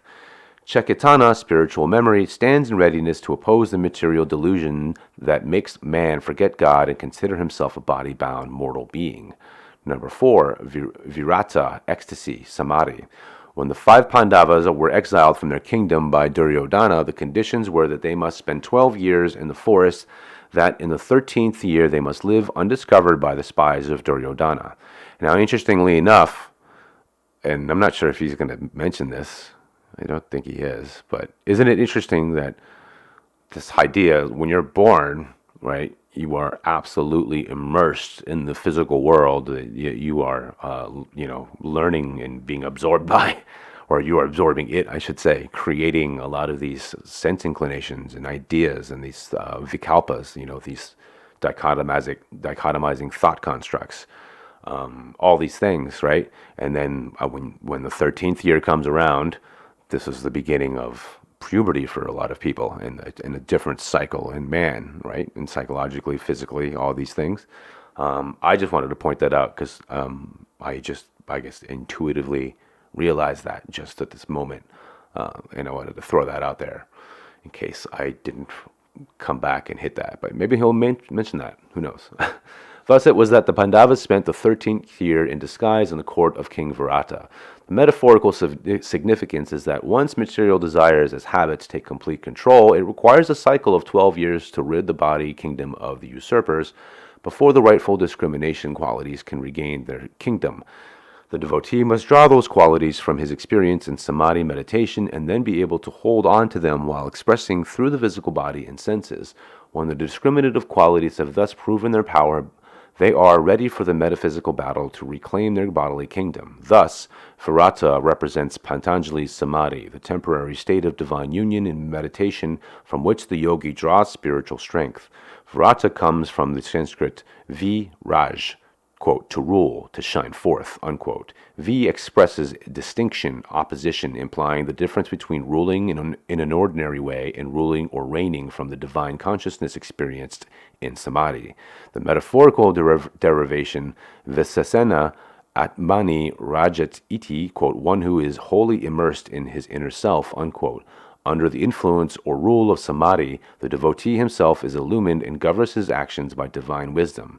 Virata samadhi, the state of oneness with God attained during deep meditation, routs the delusions or the delusion that has made the soul behold, through its ego nature, not the one true spirit, but the diverse forms of matter and the pairs of opposite. Number 5, Kashiraja, discriminative intelligence, prajna. The word Kashiraja derives from Kasi, or Kashi, I'm not sure which one. Quote, shining, splendid, brilliant, unquote. And Raj means, quote, to reign, to rule, to shine, unquote. It means to reign with light or in a splendid or brilliant way. The light that reveals the substance behind the seeming, the metaphorical derivation, padarthan kasyan, okay, I'm not going to read that. He means, quote, one whose shining causes other things to shine, to be accurately revealed, unquote. This ally of the Pandavas represents Pantanjali's prajna, discriminative intelligence, insight, or wisdom, which is the principal enlightening faculty in the devotee. Prajna is not the mere intellect of the scholar, bound by logic, reason, and memory, but an expression of the divine faculty of the supreme knower. Kashiraja, discriminative intelligence, protects the devotee from entrapment by cunning troops of false reasoning. 6. Drupada, extreme dispassion. Tivra samvega. The literal translation of the Sanskrit root in Drupada are Dru, quote, to run or to hasten, unquote, and pada, quote, pace or step, unquote. The metaphorical derivation means one, quote, one whose steps are quick or swift, unquote. The implied meaning is one who advances swiftly. This correlates the Pantanjali's Tivra samvega, literally Tivra, quote, extreme, and samvega from sam, quote unquote, together, and vij, quote, to move quickly to speed, unquote. The word samvega also means dispassion towards the things of the world arising from an ardent longing for emancipation. This dispassionate detachment from the worldly objects and concerns is referred to elsewhere in the Gita as vairagya. Pantanjali says, as cited earlier, that the goal of yoga is nearest, that is, reached most quickly by those who possess tivra samvega. This intense dispassion is not a negative, disinterested, or deprived state of renunciation. The meaning of the word rather encompasses such an ardent devotion for attaining the spiritual goal, a feeling that stirs the devotee into positive action and mental intensity. That longing for the world is transmuted naturally into a fulfilling desire for God. And I've talked about this on many videos as far as my opinion on that, the dispassion. Drupada, extreme dispassion, supports the devotee's fight against the strong army of material attachment that seeks to turn him from his spiritual goal. The 8 essential steps of Raja Yoga. The next Pandava allies represent the essentials of yoga. These yogangas, or limbs of yoga, have come to be known as Pantanjali's eightfold path of yoga. They were enumerated in his Yoga Sutras 229. Yama, moral conduct, the avoidance of immoral actions. Niyama, religious observances. Asana, right posture or bodily mental control. Pranayama, control of prana or life force. Pratyahara, interiorization of the mind. Dharana, concentration. And dhyana, meditation. And samadhi, divine union. Continuing then to describe the metaphysical soldiers. Number 7, drishtaketu, power of mental resistance, yama. In the Sanskrit root, dris are the meanings, quote, to be bold and courageous, to dare to attack. Ketu means, quote, chief or healer, unquote. Also, quote, brightness, clearness, intellect, and judgment, unquote. The metaphorical derivation means, quote, one by whose discriminative intellect difficulties are overpowered, unquote. The object against which Drishtaketu directs his power is found also within his name. In addition to meaning bold and daring, Drishta means, quote, licentious, unquote. Drishtaketu represents that power within the devotee which has the right judgment to attack with courage, that is, the mental power to resist evil inclinations towards immoral behavior. It thus represents Pantanjali's yama, moral conduct. This first step of the eightfold path is fulfilled by observing the, quote, thou shalt nots, unquote, abstaining from injury to others, falsehood, stealing, incontinence, and covetousness. Understood in the full sense of their meaning, these proscripts embrace the whole moral conduct. By their observance, the yogi avoids the primary or fundamental difficulties that could block his progress towards self-realization. Breaking the rules of moral conduct creates not only present misery but long-lasting karmic effects that bind the devotee to suffering and mortal limitations. Drishtateku, power of the mental resistance, battles the desire to indulge in behavior that is contrary to spiritual law and helps to neutralize the karmic effects of past mistakes. 8. Shaibya, power of mental adherence, niyama. Shaibya, often written Shaivya, relates to Shiva. How about that? Which in turn derives from the Sanskrit root si, quote, in whom all things lie, unquote. Shiva also means, quote, auspicious, benevolent, happy, and welfare, unquote. The metaphorical derivation of Shaibya is, quote, one who adheres to what is good or auspicious to what is conducive to one's welfare, unquote. Shaibya corresponds to Pantanjali's niyama, religious observances.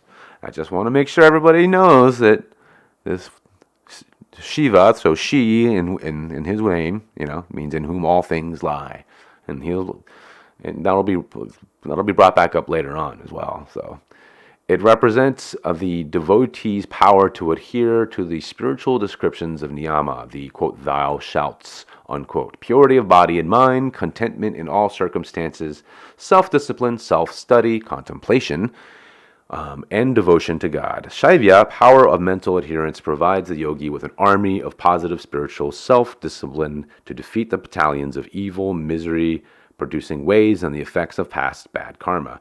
Yama niyama are the foundations of which the yogi begins to build his spiritual life. They harmonize body and mind with the divine laws of nature or creation, producing an inner and outer well-being, happiness, and strength that attract the devotee to deeper spiritual practices and make him receptive to the blessings of his guru-given sadhana, or spiritual path, or spiritual practices. 9. Kunti Bhoja, right posture, asana. Bhoja in Kunti Bhoja derives from bhuj, quote, to take possession of, to rule or govern, unquote. Kunti Bhoja is the adoptive father of Kunti. The metaphorical derivation is, quote, he who takes possession of and supports the spiritual force, Kunti, by which divine powers are invoked and drawn to oneself, unquote. Kunti is the wife of Pandu and mother of the 3 elder Pandava brothers, Yudhishthira, Bhima, and Arjuna, and stepmother to the 2 younger brothers, twins, Nakula and Sahadeva. She has the power to invoke the gods, cosmic creative forces, and through this means these 5 sons were born. Metaphorically, Kunti, from ku, to call, is the ardent devotee's spiritual power to invoke the aid of the creative life force in his sadhana. Kunti, as does Drupada, represents the devotee's dispassion for outward flowing life force to concentrate within. When the life force and consciousness are united to Pandu, buddhi, discrimination, the tattvas, or elements in the subtle spinal centers, conceived in the microcosmic womb, or centers of the body by the macrocosmic or universal creative forces, becomes manifested to the yogi, that is, are given birth to by Kunti. Kunti Bhoja represents Pantanjali's asana, the faculty derived from the poise or control of the body. For the correct posture is essential to the yogi's practice of life force control. As Kunti Bhoja, quote, adopt and reared, unquote, Kunti, so does asana, quote unquote, support the ability to invoke divine energy in preparing for the practice of pranayama, or life force control, the step following asana on the Eightfold Path. Asana prescribes the necessary correct posture for yoga meditation. Though many variations have evolved, the essential basics are a steady body with straight, erect spine, chin parallel to the ground, shoulders back, chest out, abdomen in, and eyes focused on the kutashta center between the eyebrows. The body must be still and unmoving without strain or tension. When mastered, the correct posture or asana becomes as expressed by Pantanjali, quote, steady and pleasant. Unquote. It bestows bodily control, mental and physical calmness, and enables the yogi to meditate for hours, if so desired, without fatigue or restlessness. And so, yeah, he basically just laid out how you sit in meditative posture. That's pretty much all you need. I mean, you can get into a lot of the other types of yoga, the physical yoga, which has a lot to do with building up your physical body so that you wake up and you have an easier time sort of getting into your chakras. So, continuing. Yep. It is evident then why asana is essentially to life force control. It supports the inner dispassion towards the demands of the body and the ardent power necessary to invoke the aid of the life energies in turning the consciousness inward to the world of spirit. Kuntiboja, right posture, provides the physical and mental pacification necessary to fight the body-bound tendencies towards laziness, restlessness, and flesh attachment. Number 10. Yuda Hamanyu, life force control, pranayama. From Yud, quote, to fight, unquote, and Manu, quote, high spirit or ardor, unquote. Yuda Manu means he who fights with great zeal and determination, unquote. The metaphorical derivation is, quote, one whose chief action is to fight to manifest divine consciousness, unquote. The life force is the link between matter and spirit. Flowing outward, it reveals the spuriously alluring world of the senses. Reversed inward, it pulls the consciousness to the eternally satisfying bliss of God. The meditating devotee sits between these two worlds, striving to enter the kingdom of God, but kept engaged in battling the senses. With the aid of a scientific technique of pranayama, the yogi is at last victorious in reversing the outward flow life energy that externalized his consciousness in the action of breath, heart, and sense-ensnared life currents. He enters the natural inner calm realm of the soul and spirit. Yuda Manu, life force control, is the invaluable warrior in the Pandava army that disarms and renders powerless the sense army of the blind mind. 11. Purujit, interiorization, pratyahara. Purujit translates literally means, quote, conquering many, unquote. From puru, root pri, quote, many, and jit, root ji, which is, quote, conquering, removing in meditation, unquote. The metaphorical derivation would be as, quote, one who has conquered the fortresses of the astral powers ruling the senses, unquote. The Sanskrit word pur, root pri, means, quote, fortress, unquote, and here refers to the sensory strongholds of the mind, manas, and its sensory organs, the functions of which are governed by the astral powers in the subtle cerebrospinal centers. In the Sanskrit root ji is the meaning, quote, subdue master, unquote. Purujit is referred to in the Gita context, implies the one by which the many, the sense soldiers of the sensory fortresses of the body, are mastered or subdued. That is, Purujit represents Pantanjali's pratyahara, the withdrawal of consciousness from the senses, the result of successful practice of pranayama, or control of the life force, the astral powers, that enlivens the senses and bears their messages to the brain. When the devotee has attained pratyahara, the life is switched off from the senses and the mind and consciousness are still and interiorized. Purujit interiorization provides the yogi with the steadiness of mental calm that prevents the prenatal habits of the sense army from causing sudden scattering of the mind on the material world. 12. Subharda, i.e. son of Subharda. Abhimanyu, self-mastery, samyama. Subhadra is the wife of Arjuna. Their son's name is Abhimanyu, from Abhi, quote, with intensity towards, or toward, into, unquote, and manu, quote, spirit, mood, mind, ardor, unquote. Abhimanyu represents the intense mental state, one's spiritual mood or bhava, in which the consciousness is drawn towards or into union with the object of its concentration or ardor, giving perfect self-control or self-mastery. It is referred to by Pantanjali in his Yoga Sutras as the sanyama, a collective term under which the last 3 steps of the Eightfold Path are grouped together.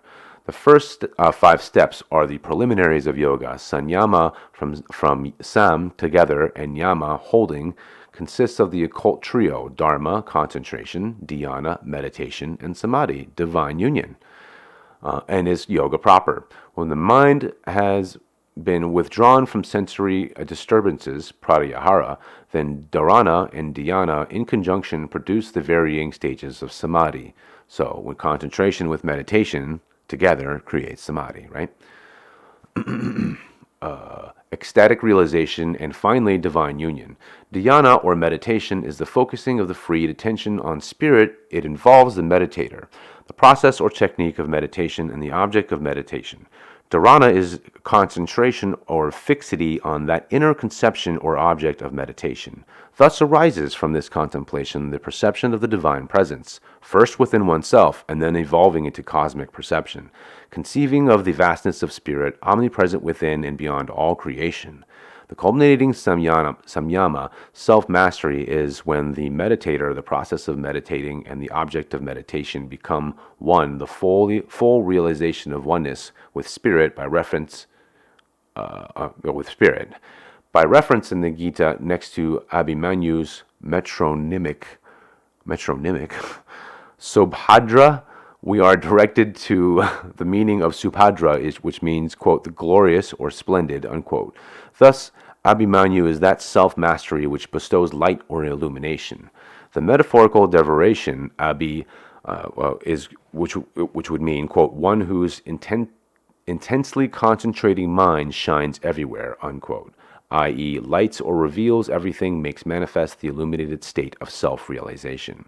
The Abhimanyu self-mastery is that great Pandava warrior whose victories enable the yogi to hold back the onslaught of the restless, delusive consciousness of ego, senses, and habits, and thus remain longer and longer in the state of divine soul consciousness both during and after meditation. 13. Sons of Draupadi, 5 spinal centers awakened by Kundalini. Draupadi is the daughter of Drupada, extreme dispassion. She represents the spiritual power of feeling of Kundalini, which is roused or born of the Drupada divine ardor and dispassion. When Kundalini is lifted upwards, it is, quote, wedded, unquote, to the 5 Pandavas, the creative vibratory elements in consciousness in the 5 spinal centers, and thereby gives birth to the 5 sons. The sons of Draupadi are the manifestations of the 5 opened or awakened spinal centers, such as specific forms, lights, or sounds characteristic of each center, upon which the yogi concentrates to draw divine discriminative power to fight the sense mind and its offspring. Cool picture. Oh, got to the next section here. Bhagavan Krishna, the 5 Pandava brothers, Yudhishthira, greeting Krishna with the wonderful salutation, Pranam, Bhima. Okay, right. So the 5 Pandavas are the central heroic figures of the Gita analogy, controlling the armies of consciousness and energy, prana, in the 5 subtle centers of the spine. They represent the qualities and powers acquired by the devotee whose deep meditation is attuned to astral and causal centers of life and divine consciousness. The Gita describes how, having roused and trained the psychological astral powers of Yudhishthira, calmness, Bhima, life force control, Arjuna, non-attachment or of self-control, Nakula, power to adhere to good rules, and Sahadeva, power to resist evil. These offspring of discrimination, along with their army and allies of good habits and spiritual inclination, try to return from banishment, but the crooked sense tendencies with their sense armies are loath to take part with reign over the bodily kingdom. So, with help of Krishna, the Guru, or awakened soul consciousness, or meditation-born intuition, war must be fought, materially and mentally, and also spiritually in repeated experiences of samadhi meditation, to reclaim the kingdom from ego and its army of evil mental tendencies. That is written by Parahamsa Yogananda. Okay, so I'm going to just take a quick break. It's been an hour and a half almost. Let me just check the sound. Yep. Okay, I will be right back after about between probably 5-10 minutes, something like that, but maybe less than 10 minutes.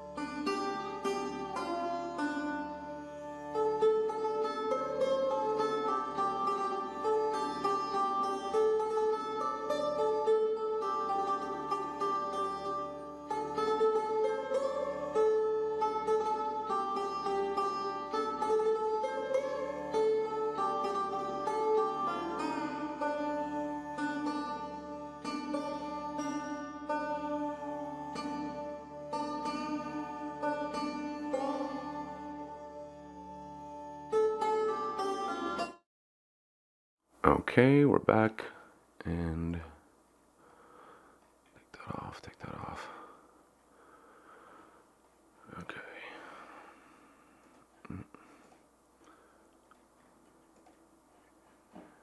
Make sure the sound is good. I think everything's good.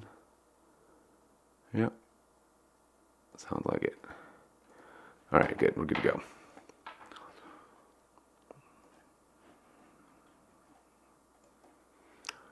Okay, verse 7. Listen too, O flower of the twice-born, best of the Brahmins, about the generals of my army who are prominent amongst ourselves. These I speak about for now for thine information.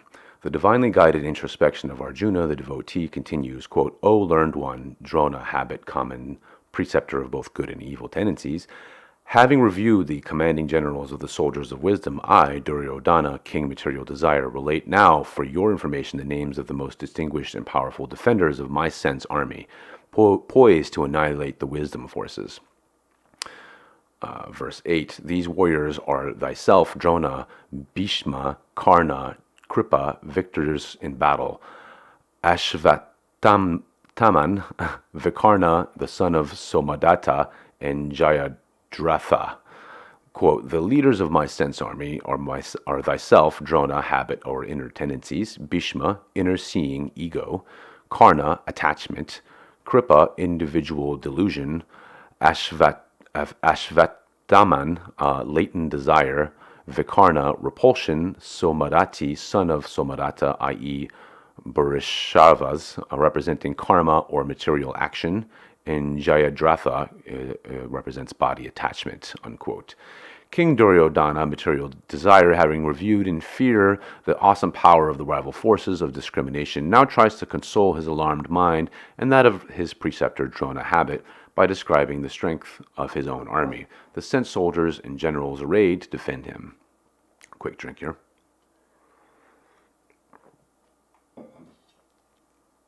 Man's inclination towards material desire, when confronted by the host of resistance of discriminative reason, newly aroused to assert its lost right, becomes internally nervous, conscious of its own weakness and impending defeat. Frailties and weaknesses that have become one's comfortable second nature are always troubled by the awakening of sleeping conscience and inherent discernment. That's so true. Desire generally has undisputed sway over the bodily kingdom of the sense-inclined mind as long as desire satisfactorily and interruptedly gratifies all its propensities and fulfills its ends. It doesn't bother anyone, but desire becomes alarmed as soon as a sense-identified animal man, bound mostly by Manomaya Kosha, awakens through the introspection of his higher discriminative faculties, unfolds more fully in the Jnanamaya Kosha, with its clearer consciousness of duty and right action. Then no more has desire its free sway, for these new discriminative warriors begin to interrupt desire's wayward, ungodly activities. King Material Desire wishes past habit tendency, which has sided with the prevailing evil sense inclinations, to be in possession of the full facts about the strength of the opposing metaphysical armies so that the necessary means might be devised to overcome it. Expanded commentary, symbolic forces that oppose those soul qualities. As the Pandavas enumerated in verses 4 to 6 represent the principles necessary for the yogi to attain realization for oneness with God, the Kauravas named by Duryodhana in verse 8 are metaphorically representative of specific principles that oppose spiritual progress. In the Yoga Sutras 1.24, Pantanjali says, quote, the Lord Ishvara is untouched by klesha, troubles, karma, action, vipaka, habit, and ashaya, desire. In the Yoga Sutras 2.3, klesha or troubles is defined as fivefold. Avidya, which is ignorance, asmita, ego, raga, attachment, devesha, aversion, and abhinavesha, body attachment. Since the Lord is freed from these 8 imperfections inherent in creation, the yogi who seeks union with God must likewise first rid his consciousness of these obstacles to spiritual victory. Correlating these principles in an order given by Pantanjali with the Gita warriors named by Duryodhana, we have the following. Number 1, Kripa, individual delusion, avidya, which is ignorance. Traditionally, the name Kripa is said to derive from the Sanskrit word krip, to quote unquote to pity. But phonetically, which is the basis of pure Sanskrit, in transliteration, the root corresponds to klurip. Klurip. From this root is the meaning, quote, to imagine, unquote. The intent of author Vyasa in symbolizing Kripa as avidya, individual delusion, ignorance, illusion. The metaphorical derivation is, quote, one who imagines matter to be other than what it is, unquote. Avidya is the first of the 5 kleshas. This individual delusion is the ignorance in man that clouds his perception and gives him a false concept of reality. Pantanjali describes avidya in these words, quote, ignorance is perceiving the non-eternal, impure evil that is not soul to be eternal, pure, good, and the soul, unquote. Maya, cosmic delusion, is the universal substance of forms in the infinite formless. Avidya is the individual cosmic hypnosis or illusion imposed on the forms that make them express, perceive, and interact with one another as though each has its own separate reality. God's omnipresent, undifferentiated cosmic consciousness underlines its maic separations into parts through which the Creator expresses his manifoldness. By visualization of his thoughts through the power of Maya, quote, the magical measurer, unquote, God creates, sustains, and dissolves dream worlds and beings. Similarly, man's unmodified divine consciousness as the individualized soul is the basis of all his expressions. God's maic power of visualizations has been inherited by man in the form of avidya. Though his personalized quote-unquote measurer, man's one soul consciousness becomes differentiated. By delusive imagination, the power of visualization or imagining the ego's concepts, man creates his own illusions of reality and quote-unquote materializes or brings them into being or expression through the instruments of his differentiated consciousness, mind, intelligence, feeling, and sensory organs of perceptions and actions.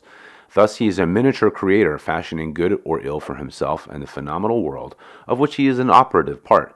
It is this creative force inherent in man's thoughts that make them so formidable. The truth is in the adage, quote, thoughts are things, unquote, should be duly respected. Absolutely. And this little bit here is important to really wrap your head around because, they're talking about this on so many different levels, but you bring this back down into just your regular life situations, materializing things or whatever else. I mean, it's just kind of like the idea that you'll make choices and things will come out of those choices, and not just the small things that you think will come out of those choices.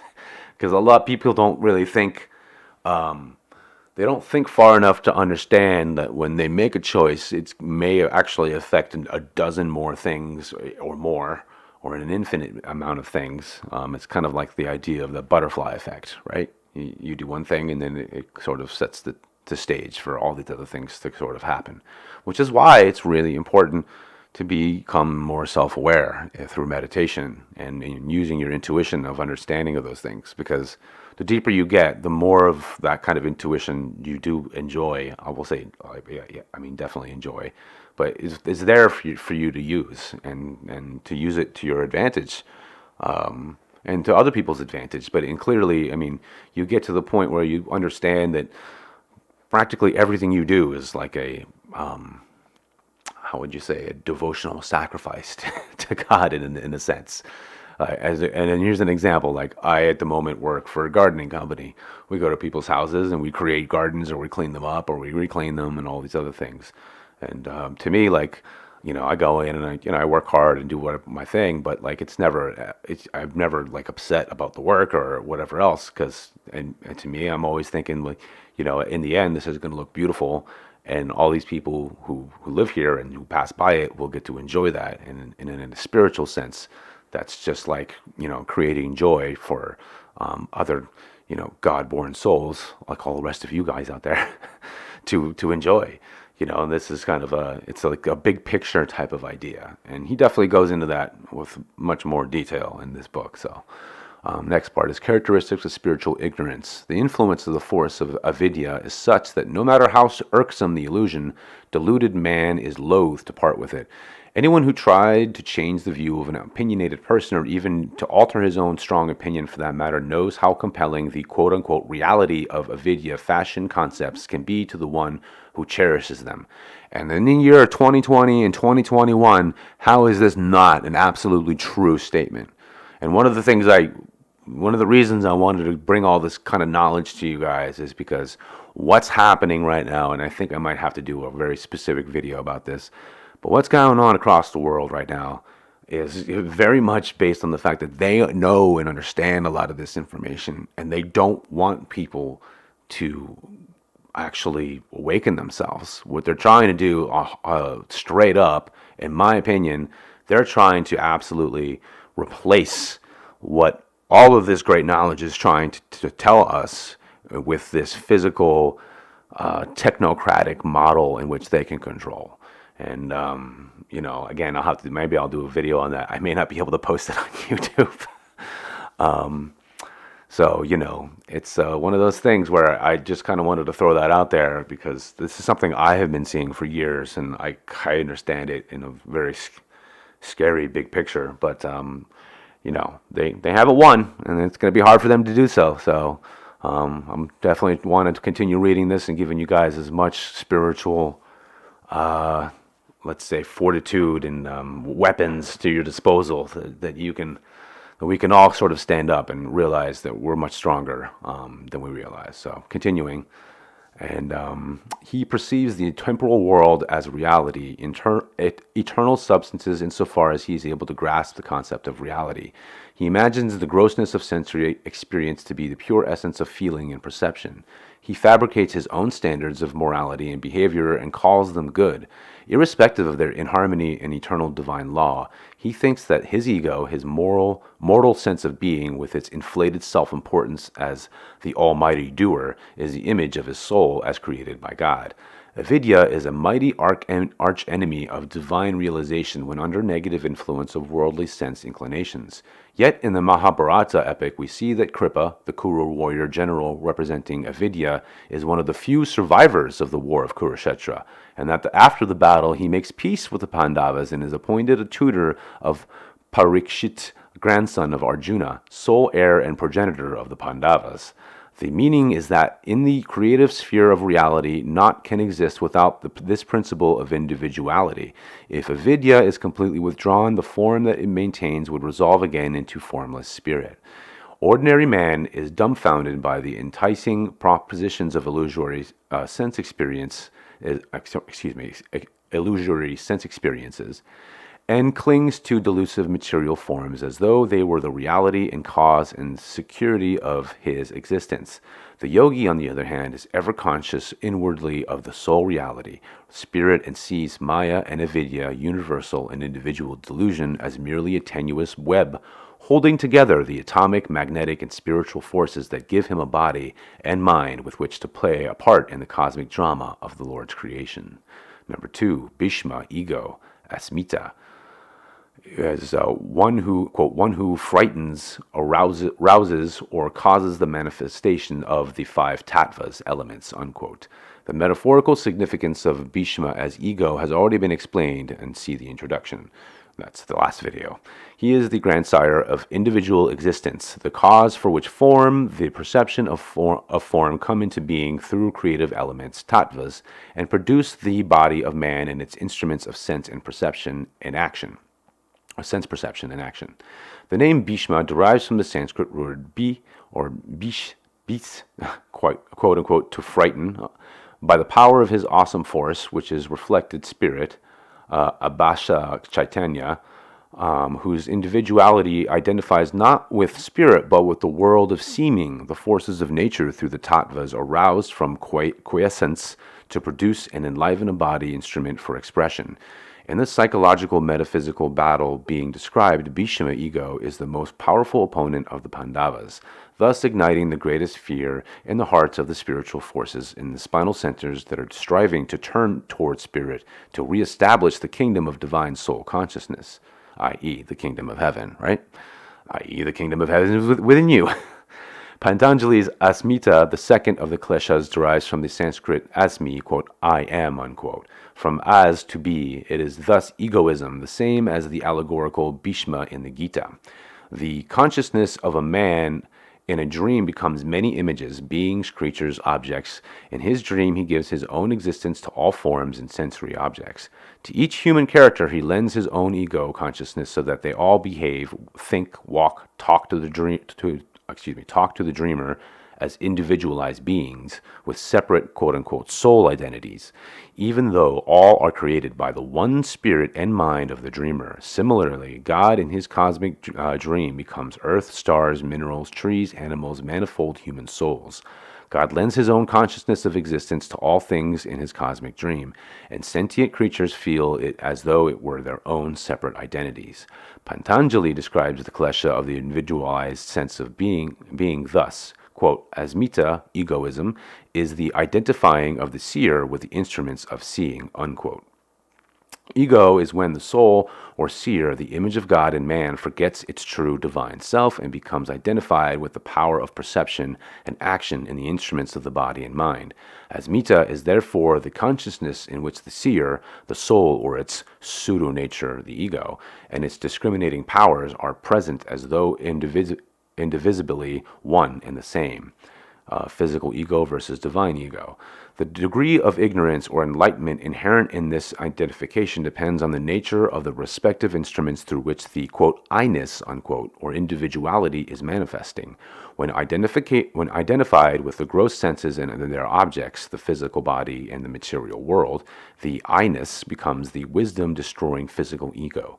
When identified with the subtle instruments of perception and knowledge in the astral body, the I-ness becomes a clearer sense of being, the astral ego, whose true nature may be adversely affected by the delusive influence of physical nature, or conversely be in tune with the instrumentality of the wisdom consciousness of the causal body, and thus become the discriminating ego. When the I-ness expresses solely through pure intuitive wisdom, the instrument of the causal body, it becomes the pure discriminating ego, or otherwise the divine ego, or its highest expression, the soul, the individualized reflection of spirit. The soul, the purest individualized sense of being, knows its spirit identity or omniscience and omnipresence, and merely uses the instrument of the body and mind as means of communication and interaction with the objectified creation. Thus, the Hindu scriptures say, quote, when this I shall die, then I will know who am I, unquote. And this is a context too that goes, this is represented in Egyptian mythology as well, yes, Thoth the Atlantean, hello, and Thoth the Atlantean, the thrice born, after all, right? But you have a lot of these references to the twice born, and this is obviously what it means. It's your laying down of your physical, mental ego, your physical self, and realizing your spiritual self itself. I mean, that's what the idea behind the phoenix and all these other things are, over and over and over again. But yet again, always smashed down and mixed around, and we have to put these ideas into these very complicated stories or kind of scriptures just to get them across, to keep them alive and throughout history. And we'll definitely be looking at a lot more like Gnostic texts that show the exact same ideas. But I wanted to do this one first because this book gives us the proper intuitive understanding and tools to, when we start to look at some of these other, we go back and revisit some of the texts that I've read with you guys before, we're going to have a different kind of mindset to be able to break down what's really going on. So continuing, in the context of this present verse, in which the inner metaphysical forces of Kaurava armies are described, the implication of Bhishma, ego consciousness, is the form of the astral or inner seeing ego. The consciousness identified with the subtle form of the instruments of sense, mind, manas, intelligence, buddhi, and feeling, chitta. At this stage of the devotee's advancement, this astral or inner seeing ego is strongly affected by the outward pull of the sense mind. That is, it has sided with the kurus. In the victory of samadhi, this I-ness, asmita, inner seeing ego, becomes more transcendent as the discriminating ego of the astral and causal bodily instruments, and ultimately as the pure individualized sense of being, the soul. 3. Karna, the attachment, raga. The name karna derives from the Sanskrit root kri, quote, to do, to work, unquote. The metaphysical derivation means, quote, one who behaves according to his natural habitual tendency in performing actions that gives pleasure, unquote. Karna signifies the propensity for pursuing material action towards which there is natural attachment because of enjoyment or pleasure derived from it. Thus, karna represents Pantanjali's raga, the third klesha, which is described in Yoga Sutras. Quote, raga is the inclination, attachment, which dwells on pleasure, unquote. Karna is a half-brother to the 5 Pandavas. Their common mother, Kunti, before her marriage to Pandu, used her divinely given power to invoke the god Surya, the sun, through whom she was given a son, Karna. Because she was unmarried at the time, she abandoned the child, who was found and raised by the charioteer and his wife. Karna became a close friend of Duryodhana and thus sided with him in the Battle of Kurukshetra. Even though he had learned of his true relationship with the Pandavas, out of spite he became the avowed enemy of the Pandavas, especially Arjuna. The significance is that Kunti, the power of invoking spiritual energy, begets an offspring from the sun, the light of the spiritual eye, which is the light from which the whole body of man, the devotee, evolves. Quote, the light of the body is the eye. If therefore thine eye be single, thy whole body shall be full of light, unquote. That is, of course, a quote from the New Testament in Jesus. Because of this power of invoking spiritual energy, Kunti is not yet united to the divine discriminative power of Pandu. The offspring, karna, attachment to pleasure, comes under the influence of the material sense inclination and thus sides with them in opposition to the righteous Pandava qualities. Karna feels it is his duty to be loyal to the friendship he has given to Duryodhana, material desire. Raga or kana then is the principle in the deluded man that causes him to seek that work or action to which is attached because of the pleasure it gives him, and he justifies that action by proclaiming it to be his duty. Thus, whatever he wants to do because of his attachment to it, he can rationalize as necessary and right. Number 4, vikarna, repulsion, devesha.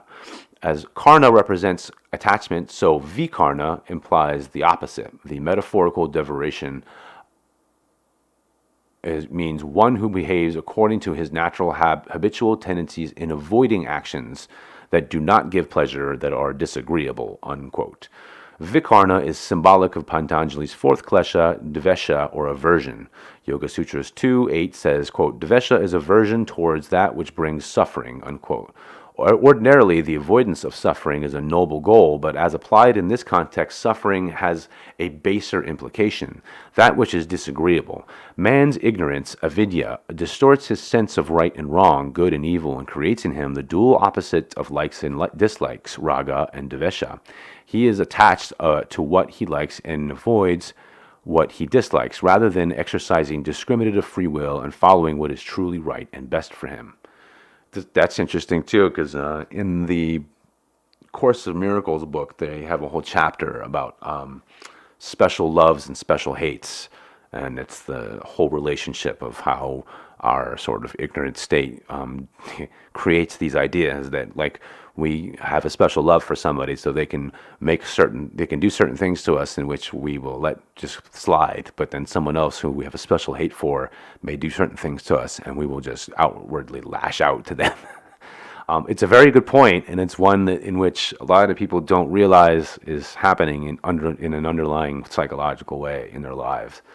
Again, this is why meditation and realizing some of these kind of sticking points within yourself is a freeing thing. So, number 5, jayatra, bound body inclinations, abhinavesha.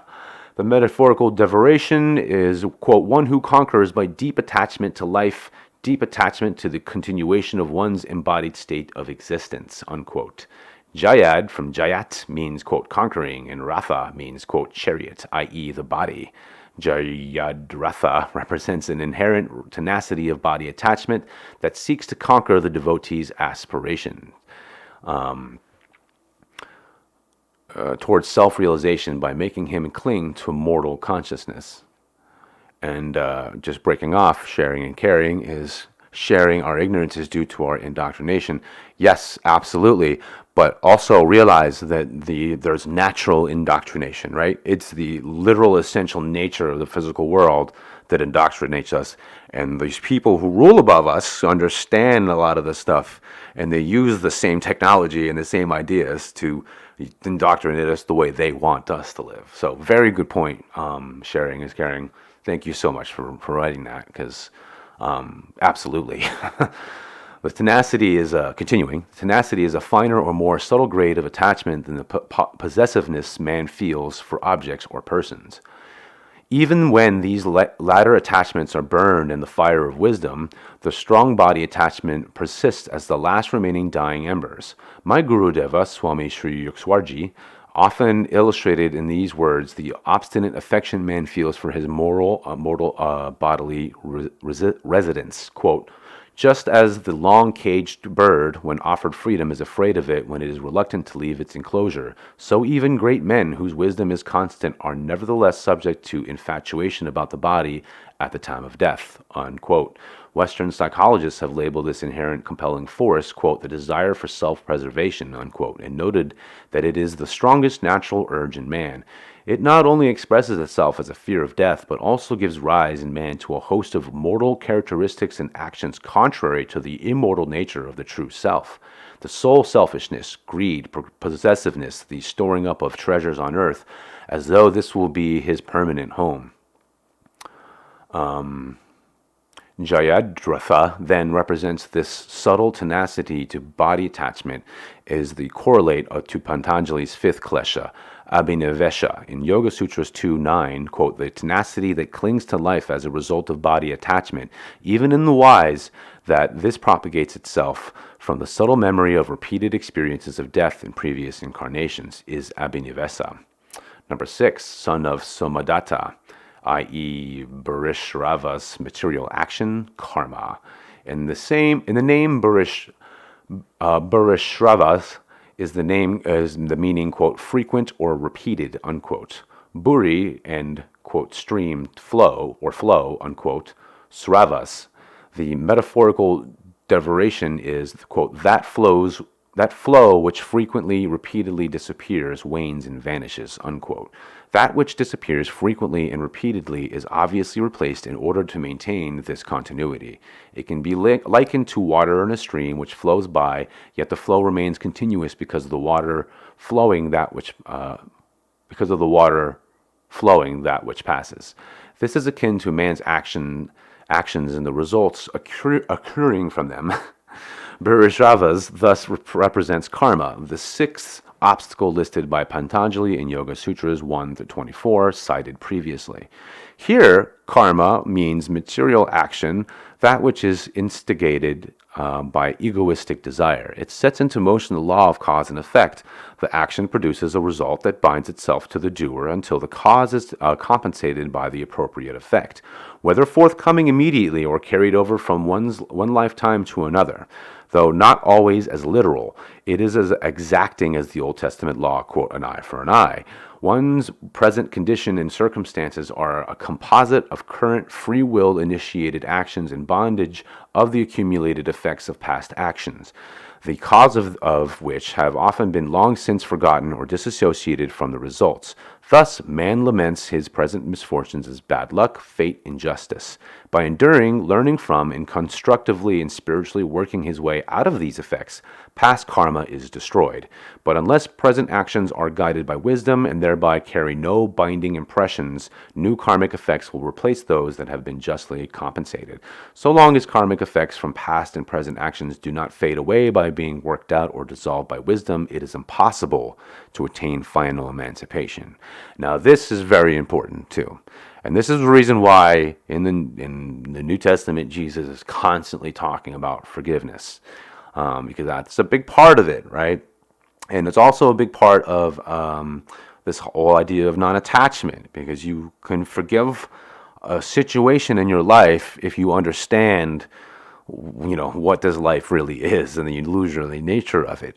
And by doing so, you're not forgiving somebody in an egotistical way, as in like, oh, I'm going to be the better man and I forgive you. It's more like I understand that there is a karmic law happening at all times, and that this forgiveness is more a forgiveness of that karmic action.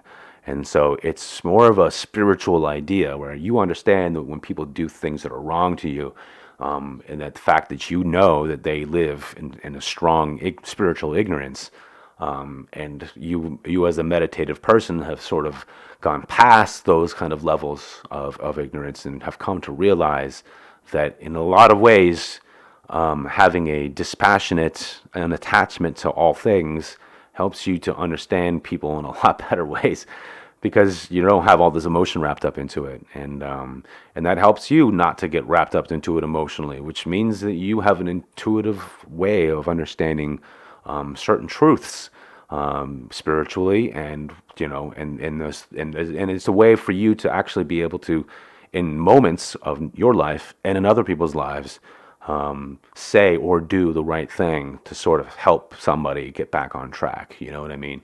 I've been doing this for years with friends of mine, and it's been really something it's so real when you when you really start to experience it in a serious way, in a real personal way, and you see people's lives change because of these things. You see what is meant by real miracles, because as earlier stated, and you see how hard it is to really change people's minds when they're hardened beliefs. But when you can, and you're able to sort of be like, hey, this is, you lead that horse to water and it does drink, then, it's a wonderful thing to experience. And it's something that it gives you that connection to, gives that God connection to you, and reminds you of that spirituality that is inherent in all things. So, continuing.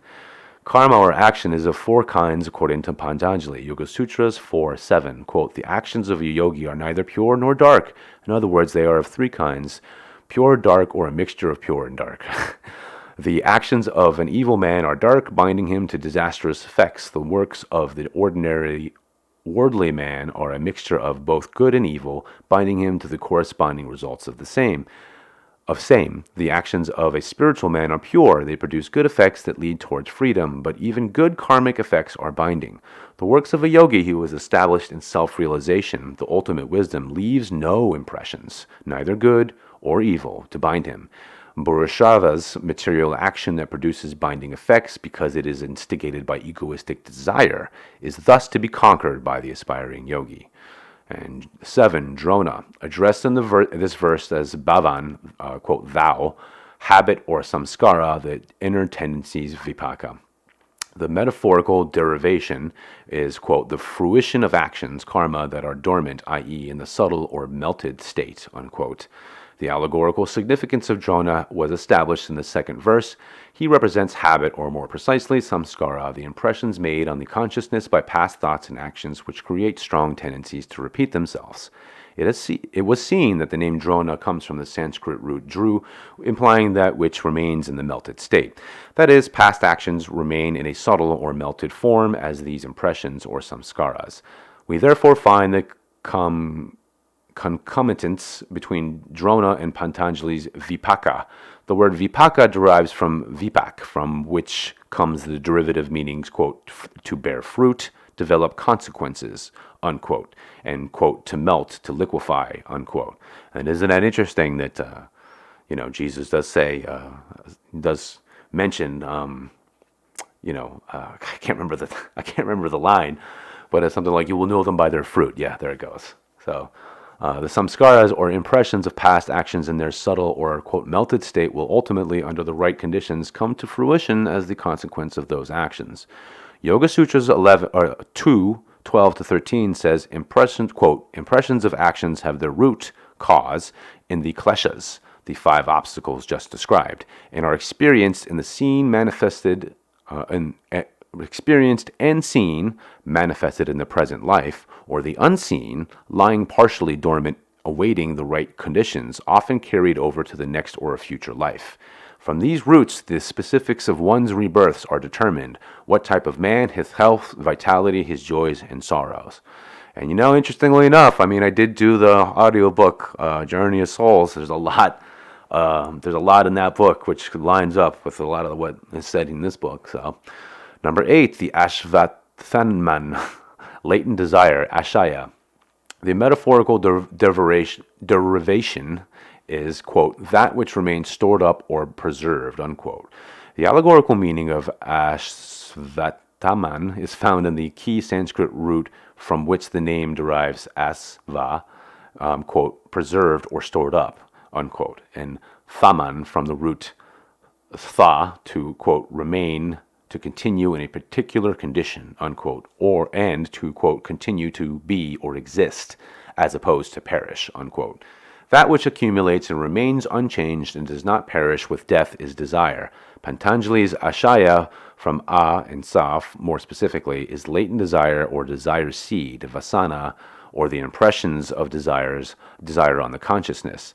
The Yoga Sutras 4:10 states, quote, this desire is the external root of nature's creation, unquote. It is the universal cause of all that exists since the beginning of time. The Hindu scriptures say that it is the desireless desire of spirit to enjoy its singular nature in many forms that spawn this drama of the universal conscious or cosmic dream.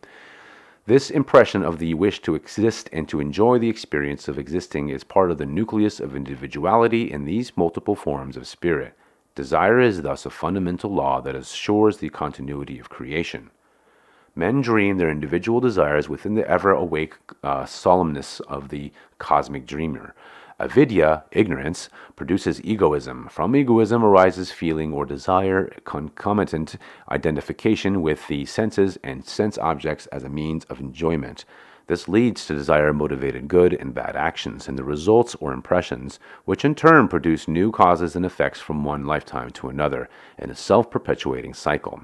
So long as there is no end to desire, there is no end to rebirth. In man, this desire seed or latent desire, Ashvatthanaman, should be distinguished from active desire, Duryodhana. There is a vast difference between the two.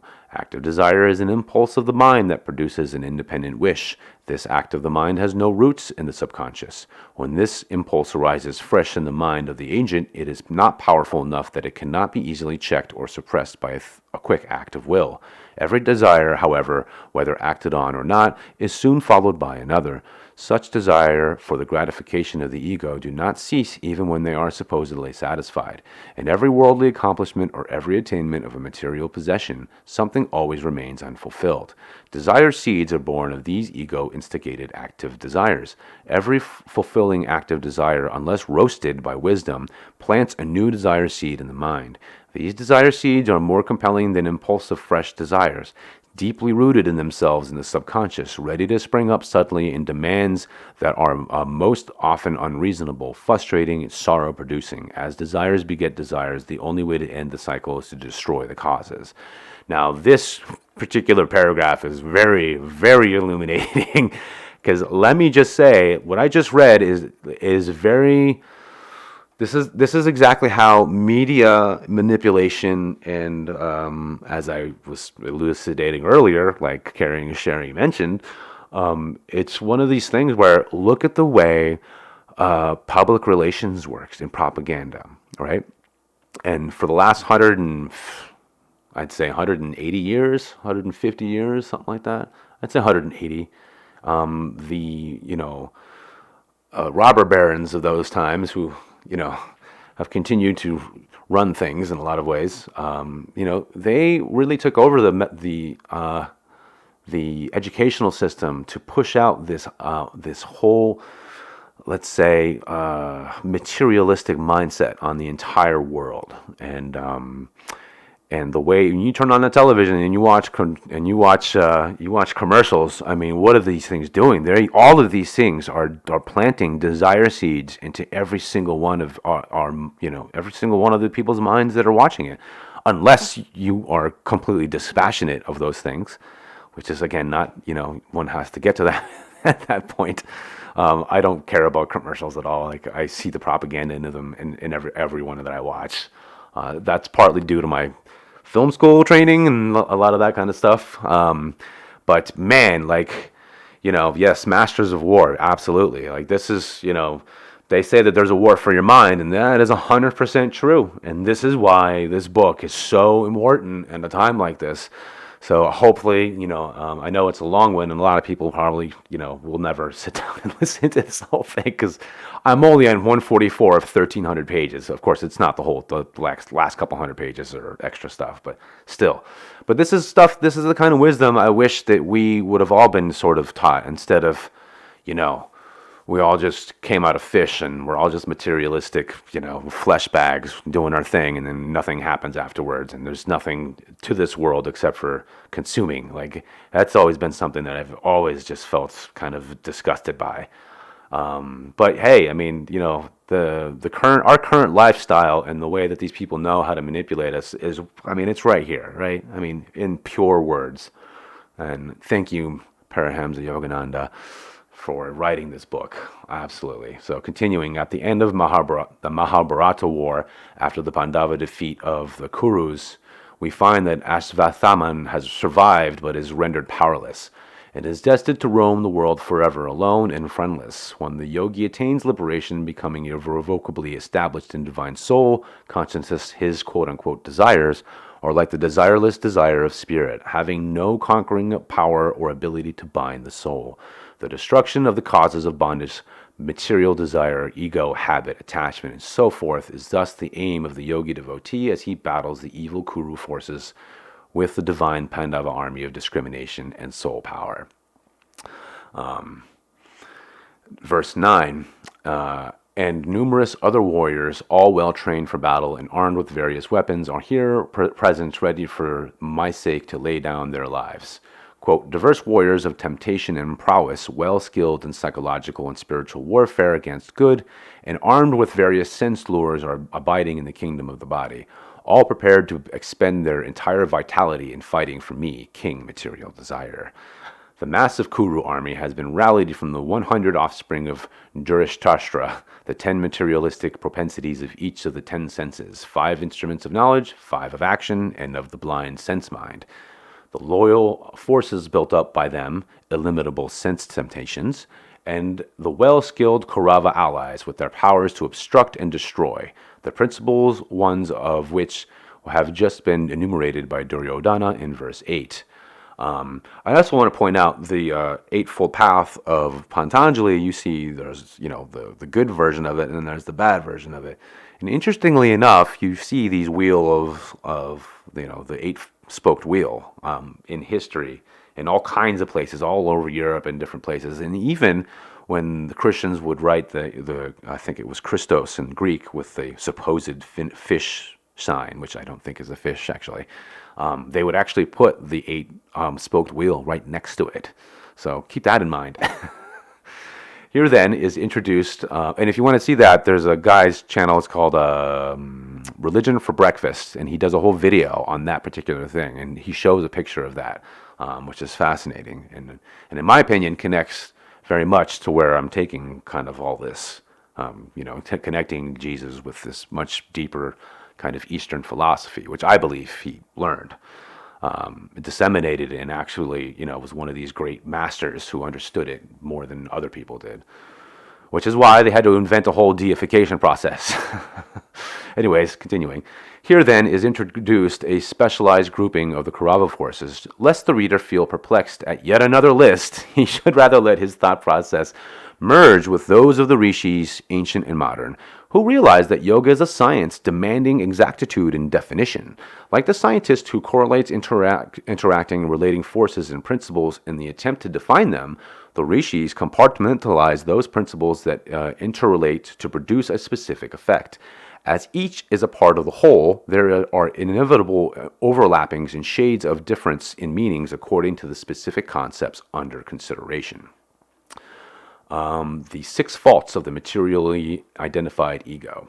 When the ego or I consciousness has sided with the materialistic forces of creation, it is said to have 6 faults, doshas.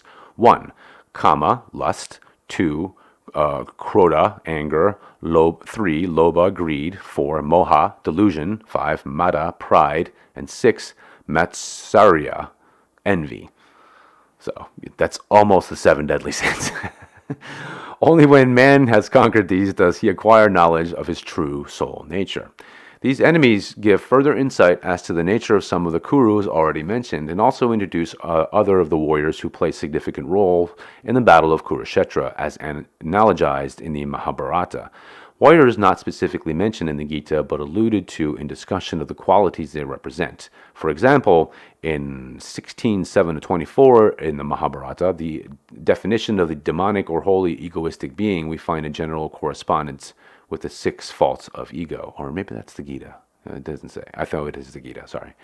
Within man's weakness, therefore, there hides the stamp of ego. Since ego loves matter in narrow form, all the different phases of consciousness that are trained by it receive its narrow form selfish quality. Its narrow formal selfish quality. As a result, the following troubles, doshas, visit the human mind. The first, kama, lust. And as you guys know, there is, of course, the Kama Sutra. So in the name and guise of fulfilling one's needs, ego lures a man to continuous seeking of self-satisfaction, resulting in suffering and vexation. What would content the soul is forgotten, and the ego goes on endlessly trying to satisfy its insatiable desires. Kama, lust, is therefore the compelling desires to indulge in sensory temptations. Coercive materialistic desire is the instigator of man's wrong thoughts and actions. Interacting with the other forces that obstruct man's divine nature, influencing as well as being influenced by them, lustful desire is the consummate enemy. The perfect exemplar is Duryodhana, whose unwillingness to part with even an inch of sensory territory or pleasure was the cause of the war of Kurukshetra. Only little by little, with fierce determination in battle, can the Pandavas win back their kingdom. Kama, or lustful desire, supported by the other Kaurava forces, can corrupt the sensory instruments of man to expression of their basest instincts. It is taught in the Hindu scriptures that under the strong influence of Kama, sane, learned men act like asses, monkeys, goats, and swine. Lust applies to the abuse of any or all of the senses in the pursuit of pleasure or gratification. Through the sense of sight, man may lust after material objects. Through the sense of hearing, he craves the sweet, slow poison of flattery, the vibratory sounds as of the voices and music that rouse his material nature. Through the lustful pleasure of smell, he is enticed towards wrong environments and actions. Lust for food and drink causes him to please his taste at the expense of his health. Through the sense of touch, he lusts after inordinate physical comfort and abuses the creative sex impulse. Lust also seeks gratification in wealth, status, power, domination, all that satisfies the, quote, I, me, mine, unquote, in the egotistical man. Lustful desire is egotism, the lowest rung of the ladder of human character evolution. By the force of its insatiable passion, Kama loves to destroy one's happiness, health, brain power, clarity of thought, memory, and discriminative judgment. Man, is that true? Krodha, anger. Number 2, desire that is frustrated results in an anger. Thus, the first son of the blind sense mind, Dhritarashtra, is Duryodhana, material desire, and his second son, the closest brother to Duryodhana, is Dushasana, symbolizing anger. The name means, quote, hard to restrain or control, unquote, from the Sanskrit duh, which means difficult, and sas, to restrain or control, quote unquote. In the Mahabharata, the altogether despicable Dushasana well characterizes the evil of anger. In the second chapter of the Gita, Krishna explains to Arjuna that anger causes the wrongdoer to be enveloped in delusion, which then obscures memory of the correct behavior of the self, causing decay of the discriminative faculty. From this confusion of intelligence, annihilation of right behavior follows. That is a very correct and very specific way of pointing that. Because yeah, when people get angry, boy, do they lose any kind of sense of anything. That's when we make our worst mistakes. Anger demonstrates its peace-destroying, reason-blinding, and health-impairing behavior in many forms: impatience, violence, irritation, inner-seething, jealousy, resentment, malicious anger, passionate anger, childish and superficial anger, Lucifer anger, satanic in violence and meanness, paroxysms of anger arising from little or no external stimulation, caused by a chronic habit of anger and deep-rooted anger from past bad karma. Even if anger is supposedly justified, so-called, quote, righteous anger, unquote, it must never take the place of calm, discriminative judgment and action. Number 3, lobha, greed. Ego makes one enslaved to his whims so that he fails to scrutinize and judge the errors that might be ingrained in his conceptions and ideas of things. Under this influence, he acts not for the sake of duty or rightness, but to fulfill undisciplined whims. From childhood, most persons are conditioned to be governed by their ego. That's what I was saying earlier, right? The 12 years of banishment. And governed by the ego, hence led by their feelings and guided by scheduled likes and dislikes. This enslavement to whims, likes, and dislikes, this lobha, greed, is covetousness, avarice, acquisitiveness, a confusion of the mind between necessary necessities and unnecessary necessities, unquote. It has already been shown that the Kaurava warriors, Karna and Vikarna, attachment to material action and repulsion to what is disagreeable, are the roots of likes and dislikes. Therefore, of the faults of the ego, Karna and Vikarna represent lobha or greed. The most common form of greed is man's ungovernable appetite for food. Well, maybe. I'd say, food and money, yeah. But yeah, I'd say that. But the following principles, excuse me. Oh, I need to take a drink, pardon me.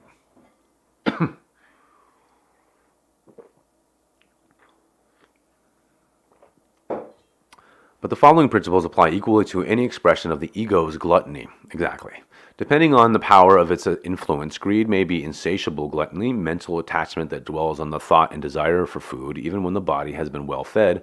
Powerful greed is unquenchable until health is ruined, as in overeating and wrong eating, fully knowing the consequences of doing so. Medium greed, possible to be checked momentarily, usually when it has produced suffering. Mild greed, often labeled, quote, harmless indulgence, unquote, but which is never so. In its most covetous and avarice display, greed leads to stealing, dishonesty, cheating, self-surfeit, in the self-surfeit, in the expense of the well-being of others. If man allows himself to be conquered by greed, his life and spirit will be ruined and shattered by suffering. Krishna warns the devotee Arjuna that the threefold gate to hell is lust, anger, and greed. Therefore, these must be abandoned. Yeah, two tops for sure, indeed. Number 4, moha, delusions. If this fault of the ego suppresses the evolution and manifestation of the soul. Ego is the pseudo-soul, or the consciousness under the influence of delusion. The soul and the ego are like light and darkness, respectively, unable to live together. Ego and soul both are subjectively conscious entities, but ego is born and conditioned. The soul is immortal and unconditional. The ego is circumscribed by age, nationality, likes and dislikes, form, possession, wish for fame, personality, pride, attachment, everything that serves to circumscribe and limit. It is the consciousness within man that connects him with his body and environment through the instruments of feeling, will, and cognition. As it is true that the material man cannot be self-conscious if ego is subtracted, so it is true that ego cannot for long remain disassociated from its binding inner and outer environment. It loses itself if there is no attachment. Moha is the basic attachment of the ego. Its indivisible cohesion to delusion, avidya, individual delusion, represented by the Kuru ally Kripa, was explained in verse 8. This illusion of individuality produces the ego, or the quote-unquote I, consciousness that which perceives and experiences through individuality.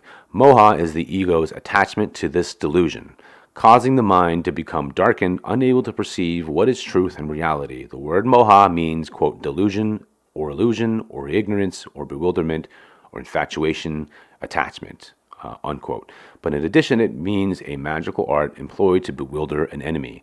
In the Mahabharata allegory, moha is represented by the Kuru Shakuni, brother of the first wife of the blind king Dhritarashtra, Gandhari.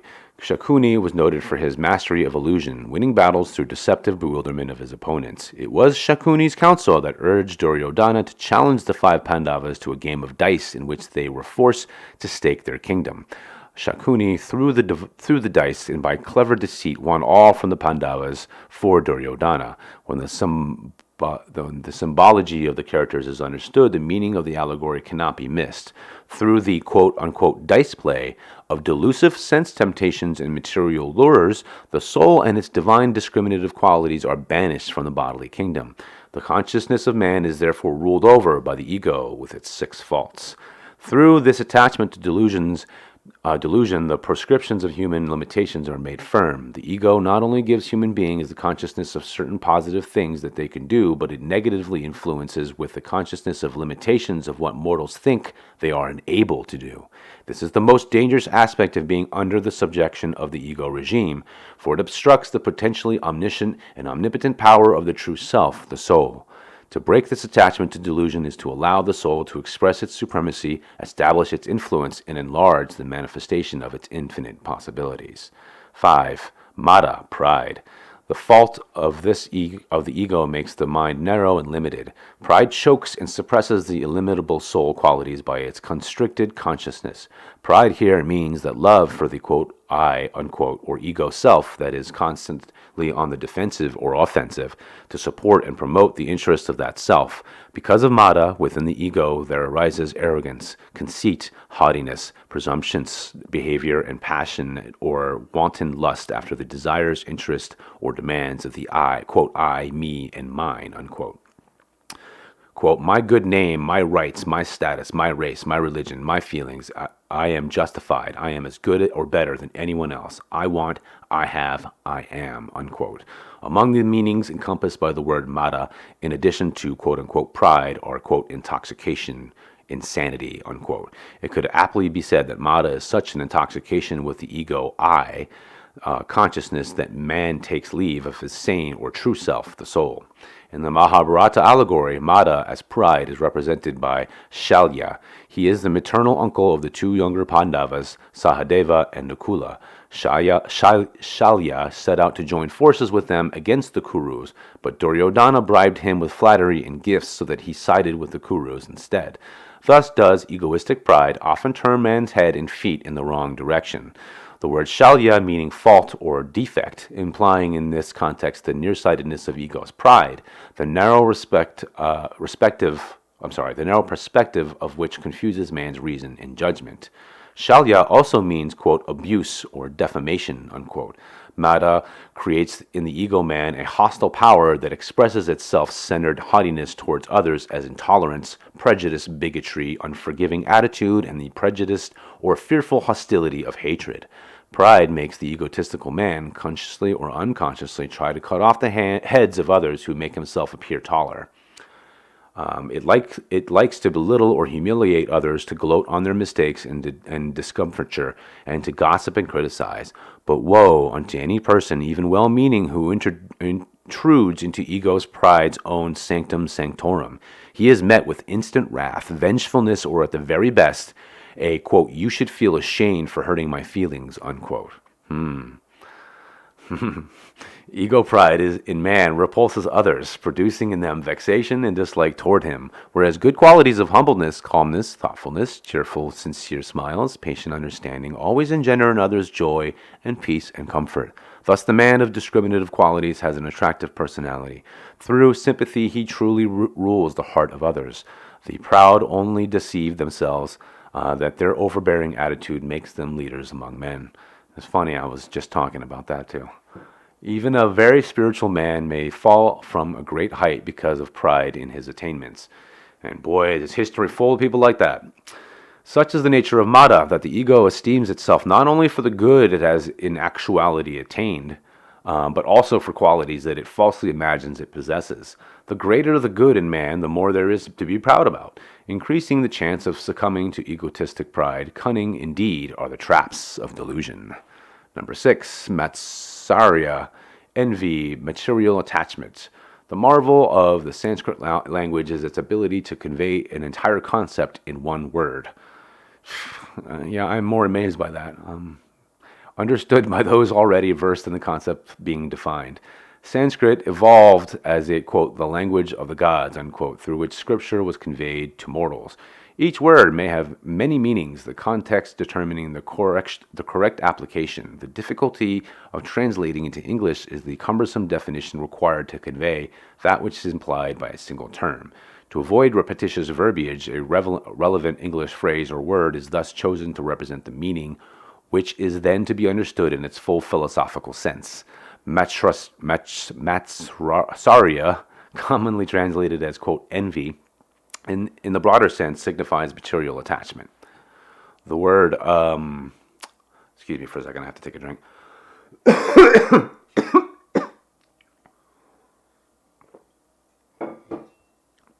Excuse me.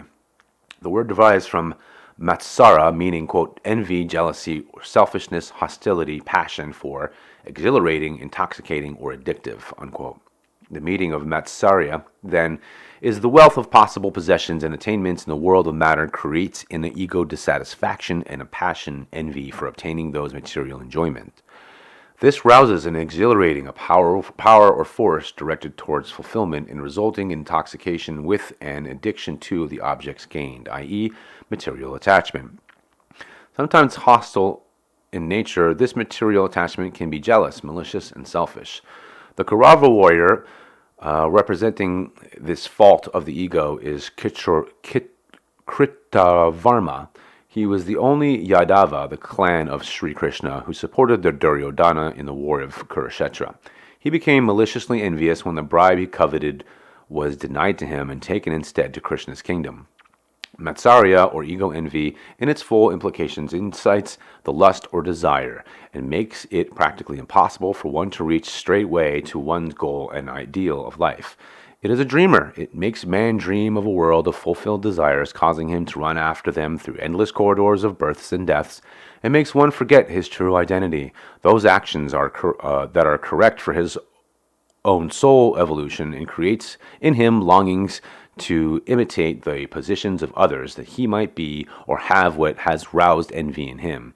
To destroy this consciousness, one should disassociate himself from his own personality and in his imagination identify himself with others.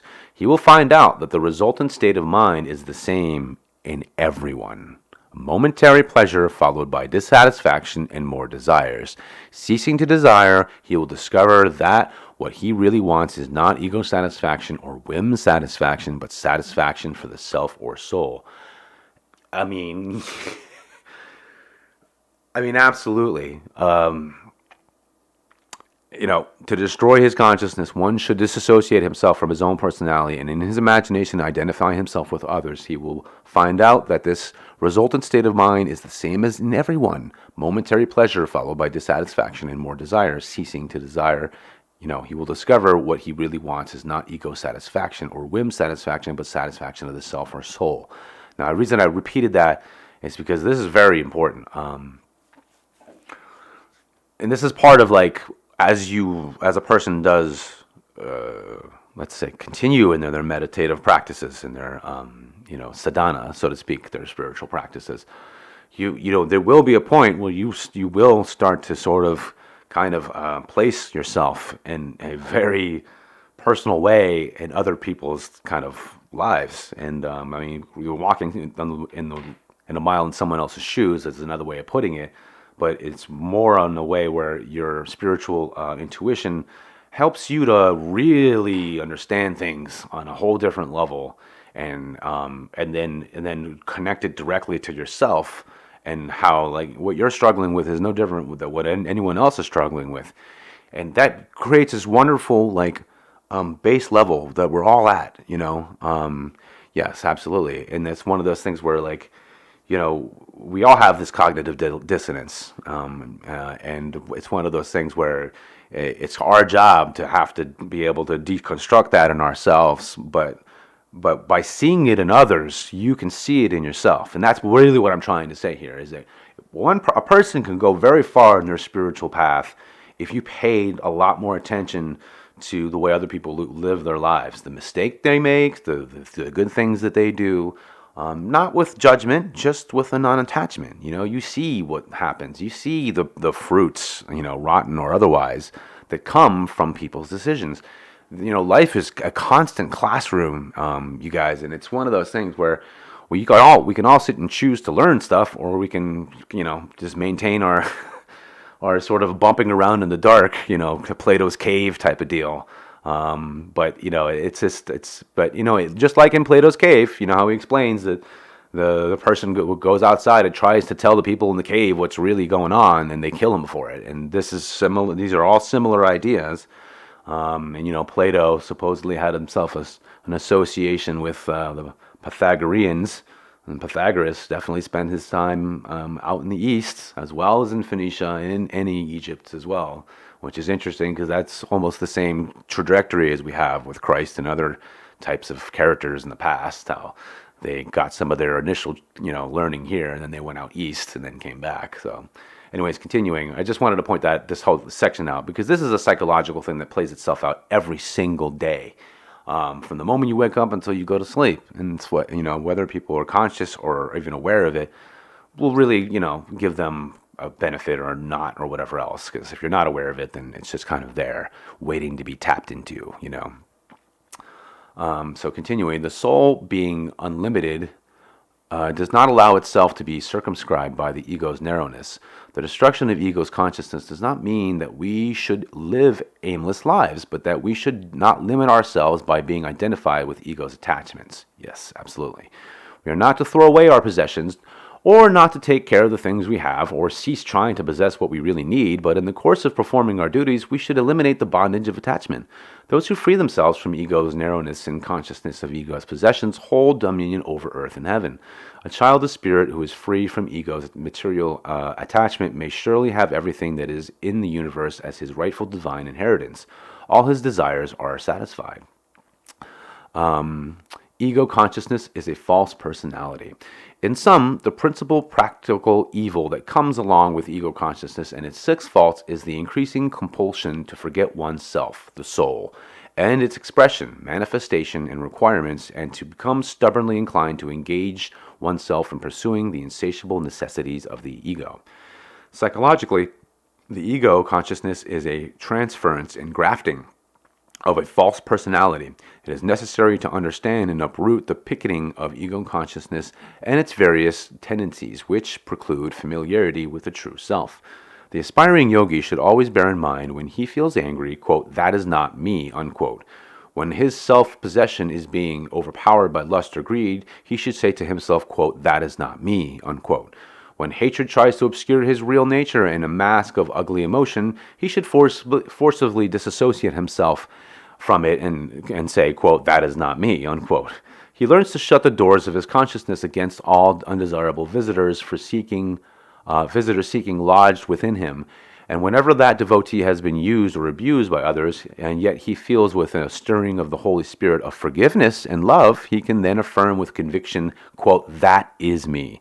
That is my real nature," unquote. This is also beautiful because before I actually read a lot of this stuff, I came to this conclusion on my own when I started to deconstruct myself many, many years ago in my meditations. And I realized intuitively, I start to understand what psychology calls the behavioral psychology. And the idea, and I've talked about this on this channel multiple times, but here they are explaining it in very specific words under the spiritual method here in the Gita. But it's the idea that, we all kind of capture these little things, personality traits from the people that we grow up with, the people that raise us, the environments that we live in, the things that we're exposed to. Like we talked about earlier, how, all this stuff is just kind of all over the place. And it's all, and that's why the first 6 years of life are so important, because those are the big sponge years where you absorb literally everything. But the thing about that is that a lot of these tics and these things and these, let's say, pre-programmed reactions of life situations are not really ours, right? They're pre-programmed, and when a similar situation that you watched your parents or brothers or whoever go through, and you react the same exact way in the same kind of anger, intensity, whatever, pride, any of these attributes that belong there, if a person were to realize it, like, wait a minute, like that just came out of me. Like, is this really something that I chose to do, or is this something that just kind of like boom, moved out of myself without even thinking, you know what I mean, that kind of thing. And that right there, this section that they're talking about here, this in many ways is like the very first step of anyone on the path of meditation. Like, it is really about kind of going into yourself and realizing what you are, and a lot of that has to do with weeding the garden of your mind. Because there's a lot of weeds that have been growing in a lot of the good plants, like we talked about earlier, the planting of the seeds. And I'm, I can't think of it right now, but I know there's a parable of something similar to that in the New Testament. So just keep that in mind, like, in the course of your day, when you have little like knee-jerk reactions to anything, and again, it could include something like being in a car and having a slight road rage, like that's part of it. It's to stop and be like, wait a second, like, why did I just get so mad over something so stupid? And that's when the gears start to really turn. And then you start asking yourself, well, how did I pick this up, or where did I pick this up? And then eventually comes the decision to say, when things like that happen, you suddenly stop, and then you decide, I'm not going to let this pre-programmed reaction come out. Instead, I'm going to make a conscious decision to do something else. And that's where real freedom, and that's where you start to feel the benefits of these kinds of things. Because when something like that happens, you yourself notice it. No one else will notice it. You will notice it, and it will definitely be something that you will think about afterwards. Because for me, when I started to really notice it, it kind of just like it jarred me. It almost gave me like a little jolt of, I don't know, spiritual energy, the prana. Like I was like, wow, something just happened. Like I just changed some kind of aspect of spirituality. And when I originally started doing it, I had no idea what that was. But now I have more conscious understanding, which has definitely enabled me to do that kind of thing, way more consciously, and not have an attachment to what happens, right? So continuing, and I think we'll do verse 10. I'll see how much further this will go down. It's about noon, so I might do another 20, 30 minutes here, and that might be it for today. I have a lot of homestead work I have to take care of. So continuing, yoga meditation is the process of cultivating and stabilizing the awareness of one's real nature through definite spiritual and psychophysical methods and laws by which the narrow ego, the flawed hereditary human consciousness, is displaced by the consciousness of the soul. Verse 10. These are forces protected by Bhishma are unlimited but may be insufficient, whereas their army, defended by Bhima, is limited but quite adequate. Ego's function, maintaining delusions of body and material world. Quote, our forces of desire and sensory temptations, through unlimited in number and protected by the vehement power of the ego nature, may be yet inadequate because our strength is relative to the body-identified state, whereas the Pandava army, though it may be limited in number, consists of absolute principles of unchanging truth and is defended by the power of soul-guided life force. Together, these are capable of destroying body identification, thereby defeating our cause, unquote. Bhishma, Asmita, or delusion-born ego consciousness, is the supreme commander over all units of the sense army. The purpose of Bhishma, the ego or pseudo-soul, is to keep the consciousness continually busy with sensory reports and activities by focusing the searchlight of attention outwardly on the body and the world of matter instead of inwardly on God and the true soul nature. This diluted, flesh-bound consciousness is responsible for awakening all the countless soldiers of temptation and attachments couched within the human body. Without ego consciousness, the entire army of evil and temptation vanishes like a forgotten dream. If the soul dwelt in the body without being identified with it, as do the souls of saints, no temptations or attachments could keep it tied to the body. The troubles of an ordinary man arise from the fact that when the soul descends into the body, it projects its individualized, ever-conscious, ever-new bliss stature into the flesh, and thereafter identifies itself with the limitations of a physical form. The soul then thinks of itself as the miserable ego of many temptations.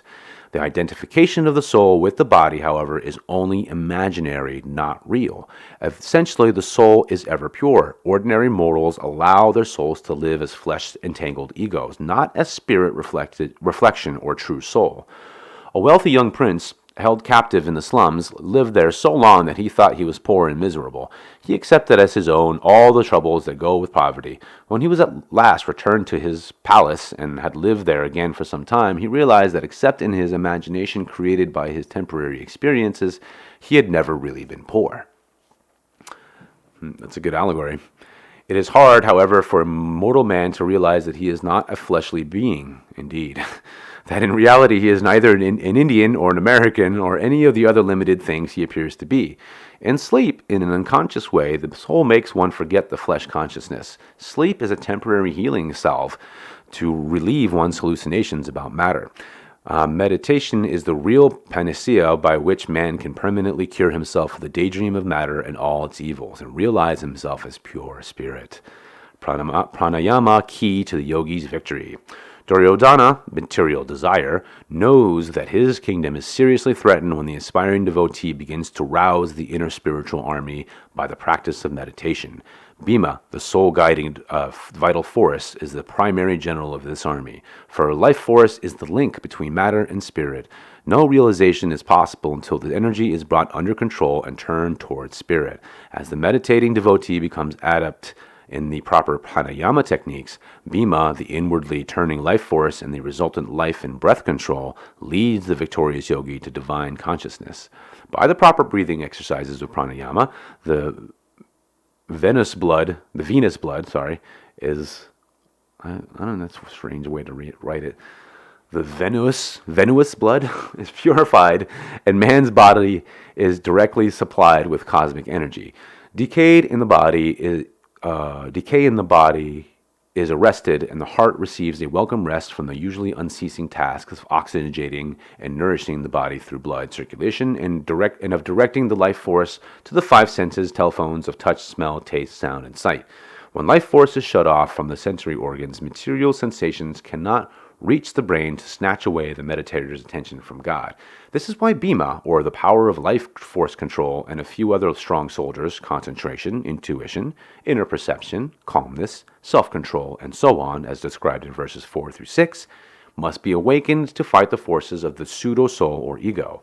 Bhima, or soul-guided life force, heads the spiritual army and is the principal enemy of the ego, or Bhishma. Because when the invasion of the five senses is halted by life force control, the soul is automatically freed from the captivity of the body-identified ego consciousness. The soul, having regained supreme command of the consciousness, says, quote, "I was never anything but joyous spirit. I only imagined for a time that I was a mortal man being imprisoned by delusive limitations and sensory temptations," unquote. Wow. That line is almost straight out of the book of A Course of Miracles. Man, it's so similar to these books. Continuing, this quote-unquote awakening of the soul or self-realization occurs first as a temporary awareness during the experience of samadhi in deep meditation. After successful practice of pranayama has produced life force control and reversed the life and consciousness from the senses to the divine inner states of soul and God awareness. As the yogi's samadhi experiences deepen and expand, his realization becomes a permanent state of consciousness. Attaining samadhi or oneness with God is the only method by which the ego consciousness can be completely defeated. Yeah, definitely no coincidences. Stages with samadhi, oneness with God. They are varying degrees of realization or oneness with God. First, there is a realization of the oneness of the ego and the soul in superconsciousness. Then there is the realization of the oneness of the soul and spirit in the states of Christ consciousness, Kutastha Chaitanya, or Kutastha Chaitanya, and cosmic consciousness. As there are progressively expansive states of realization, so are there different states of samadhi in which these experiences occur. Broadly classified, there are three kinds of samadhi: jhana, or unconscious trance; savikalpa, or perception of spirit without the waves of creation; and nirvikalpa, the highest state, that of simultaneous perception of the ocean of spirit and all its waves of creation. And again, the allegory of the ocean of spirit and the waves of creation, but ocean of spirit, right? What's really the ark, Noah's Ark, really about? You know what I mean? Anyways, jhana samadhi, or the unconscious cataleptic state is spiritually useless because it only temporarily suspends the consciousness and actions of the ego, cannot transform material consciousness into spiritual consciousness. Jhana samadhi, or unconscious trance, is produced by methods of physical control or by the mental anesthetic of keeping the mind blank or by pressing on certain glands. In this state, a sense-bound man can do no more than temporarily refrain from increasing his desires, attachments, and karmic indebtedness. He can never acquire wisdom or eliminate the seeds of prenatal or postnatal karma and bad habits. A story of the ancient religious lore of India relates that a wicked snake charmer put himself into a trance and in doing so fell into a well. In time, the well dried up and became filled with dirt. The man remained buried there, his body perfectly preserved in a state of suspended animation. 100 years later, a group of villagers who were digging out the old well found the man and revived him with the application of hot water. As soon as he regained consciousness, he began to scold everyone within earshot, accusing the group of having stolen the musical instruments with which he charmed his snakes. 100 years of unconscious trance had no salutary effect on the snake charmer's behavior, nor did it destroy the seeds of evil habits lodged in his brain. Jhana samadhi had in no way improved the man's wicked nature. So, that should be kept in mind here. This is sort of like the first portion of your meditative state. It's a step, but it's only a very first step. In the state of savikalpa samadhi, the attention and life force are switched off from the senses and are consciously kept identified with the ever-joyous spirit. In this state, the soul is released from the ego consciousness and becomes aware of spirit beyond creation. The soul is then able to absorb the fire of spirit wisdom that quote-unquote roasts or destroys the seeds of body-bound inclination. The soul as the meditator, its state of meditation, and the spirit as the object of meditation all become one. The separate waves of the soul meditating in the ocean of spirit becomes merged with the spirit. The soul does not lose its identity, but only expands into spirit. Savikalpa samadhi, the mind is conscious only of the spirit within. It is not conscious of creation without the exterior world. The body is in a trance-like state, but the consciousness is fully perceptive of its blissful experience within. In the most advanced Nirvikalpa samadhi, the soul realizes itself and spirit as one. The ego consciousness, the soul consciousness, and the ocean of spirit are seen all existing together. It is the state of simultaneously watching the ocean of spirit and the waves of creation. The individual no longer sees himself as a, quote, John Smith, unquote, related to a particular environment. He realizes that the ocean of spirit has become not only the wave of John Smith, but also the waves of all other lives. In Nirvikalpa, the soul is simultaneously conscious of spirit within and of creation without. The divine man in Nirvikalpa state may even engage in performance of his material duties with no loss of inner God union. Yep. The Savikalpa and Nirvikalpa states of samadhi are described in the following ancient Hindu song. In Savikalpa Samadhi Yoga, you will drown yourself in ego in your self-spirit. In Nirvikalpa Samadhi Yoga, you will find yourself, ego, in your self-spirit. The ego consciousness in man keeps the soul attached to matter by presenting a series of mortal desires and by emphasizing the individuality or peculiarities of each man, reminding him of the limited physical relations of country, race, nation, family, possessions, individual characteristics, and so forth. The soul, a reflection of spirit, should manifest its omnipresent, all-knowing character. Samadhi reminds the soul of its omnipresence. Struggling for the state of samadhi through meditation is thus the way to overcome the ego consciousness. I'll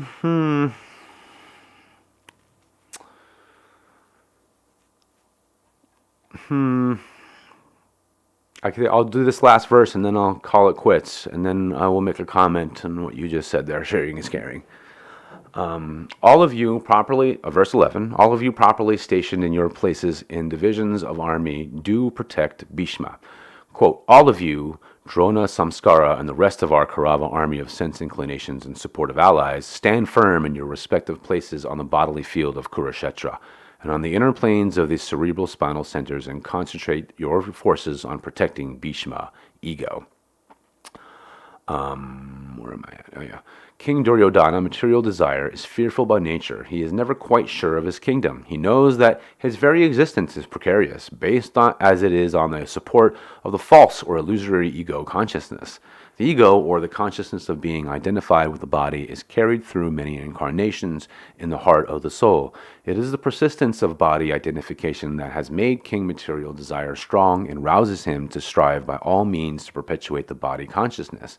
For it is that consciousness, along with its army of limitations, that can and does keep the soul a prisoner of matter. Material Desire knows that if the ego consciousness once meets complete defeat at the hands of the soldiers of meditation, the soul will remember its perfect state and will then totally annihilate the armies of desire and delusion. The ego is even more powerful in exercising delusive influence and in defeating the soldiers of the soul than Material Desire's preceptor. Past habit tendencies, thus Duryodhana presumes to order even his respected teacher Drona to place himself in defense of the ego.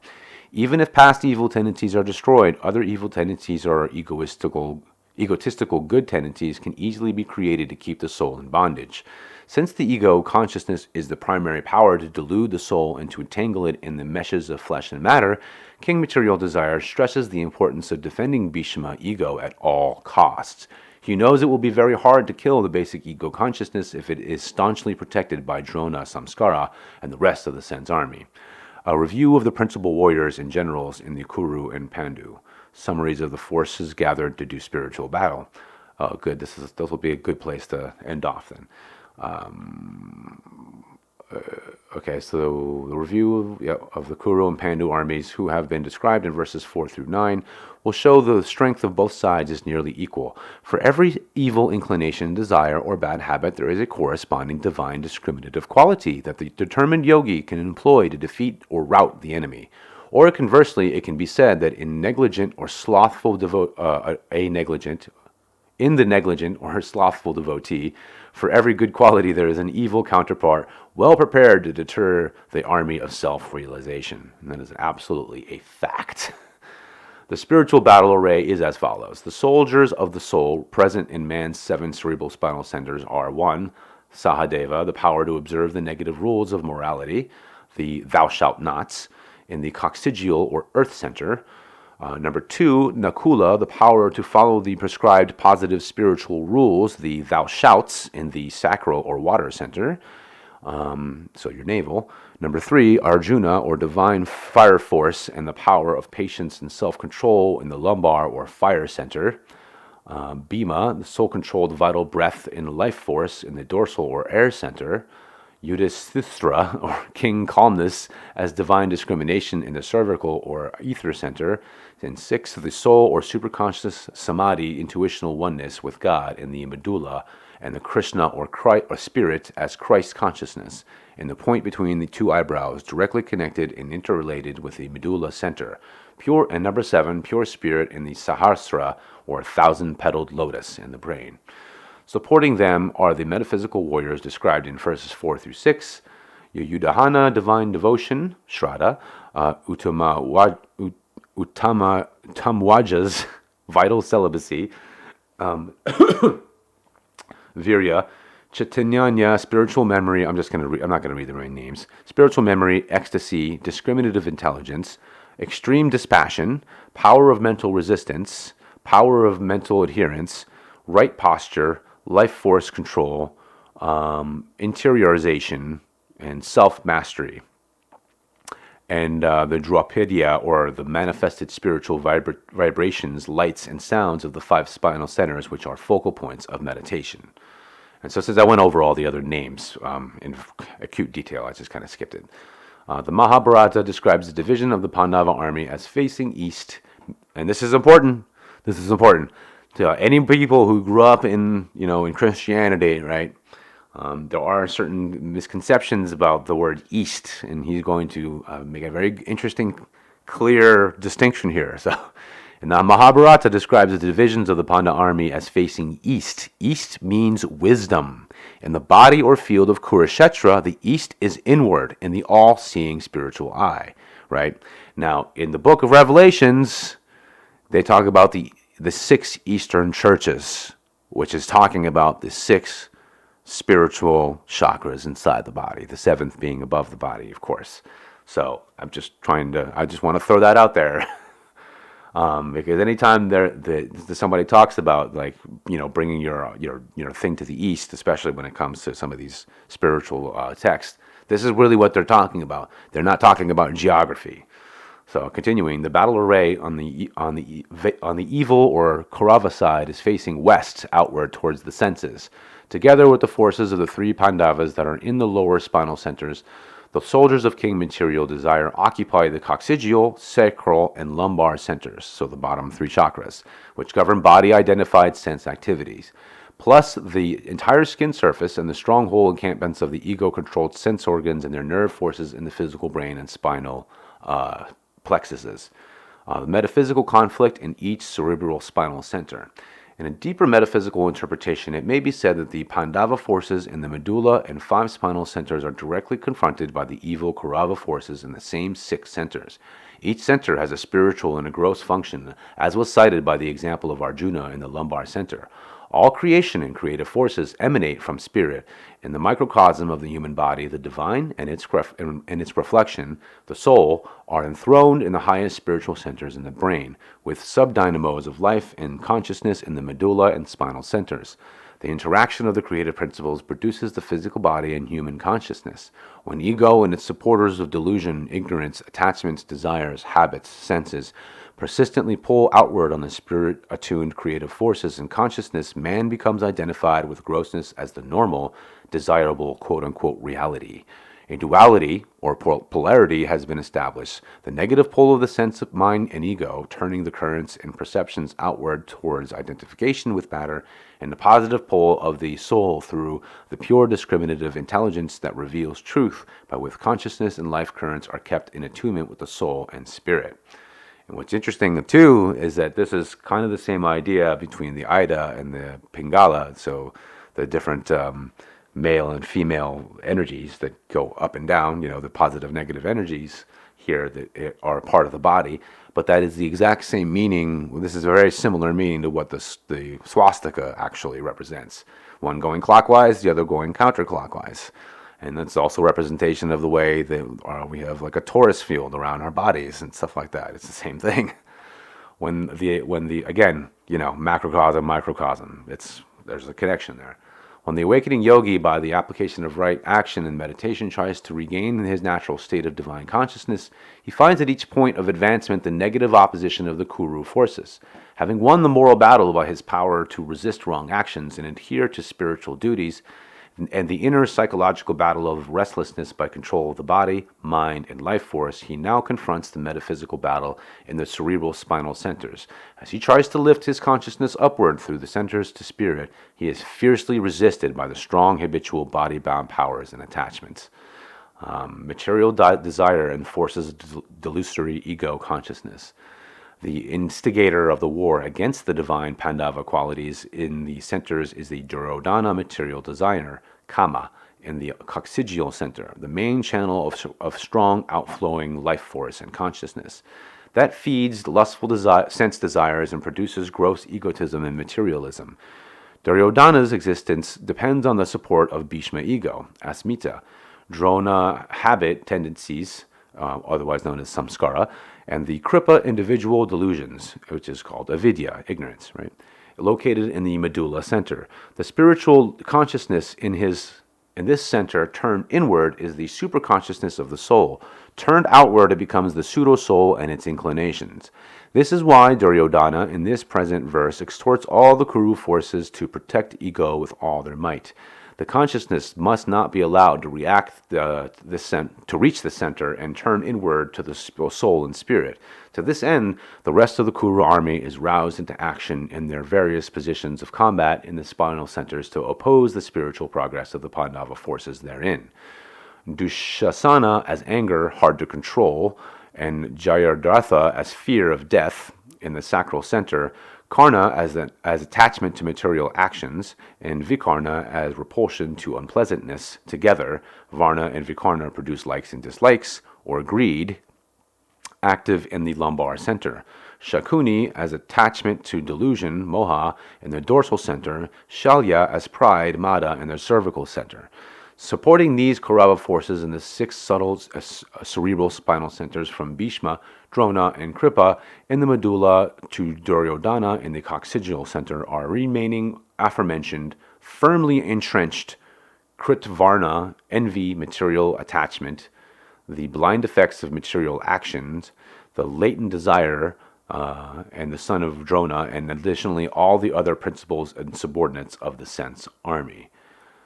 And the two opposing armies, I guess this will be where I'm ending it. The two opposing armies are equally powerful as alternately they rule the kingdom of the body, but the yogi draws courage and perseverance from knowledge that the inevitable final victory will be on the side of virtue. He holds to the truth that it is unnatural to be evil or allow unhappy, disturbing conditions born of delusion and wrong actions to rule one's mind, whereas it is quite natural to be virtuous and blessed. Man is created by God in his own image. It is because of this spiritual inheritance that he can rightly claim to possess all the conquering qualities of omnipotent spirit. Oh, I guess I'll finish this section. Let me just take a quick drink.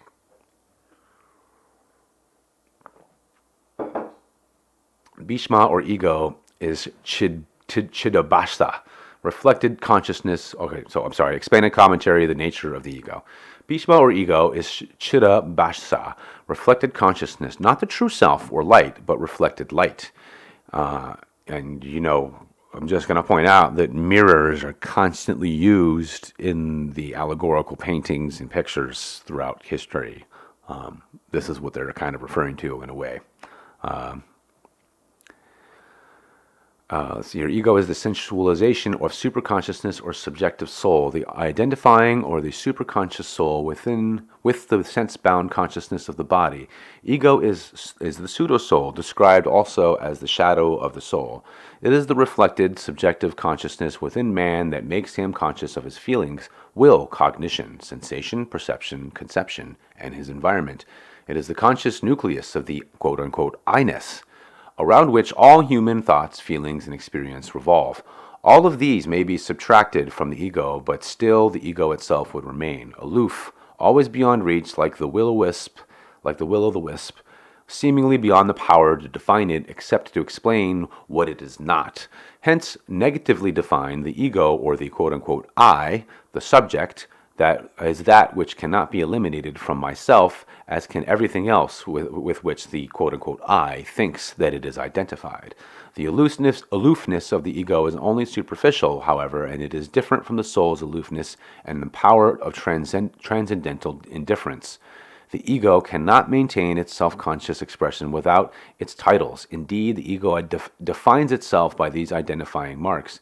The ego's titles are amassed from its accumulation of experience and traits, and are thus constantly changing, even as its body instrumentation undergoes metamorphosis.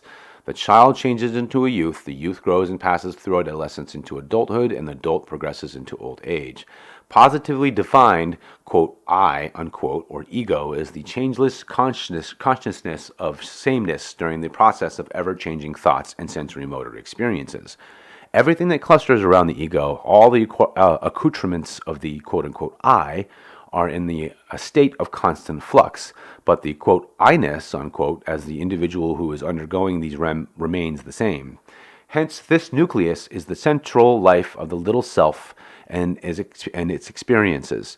It is the author of them, the subject who lords over these changes, quote, I think, I see, I hear, I will, I love, I hate, I have pain, I have joy, unquote.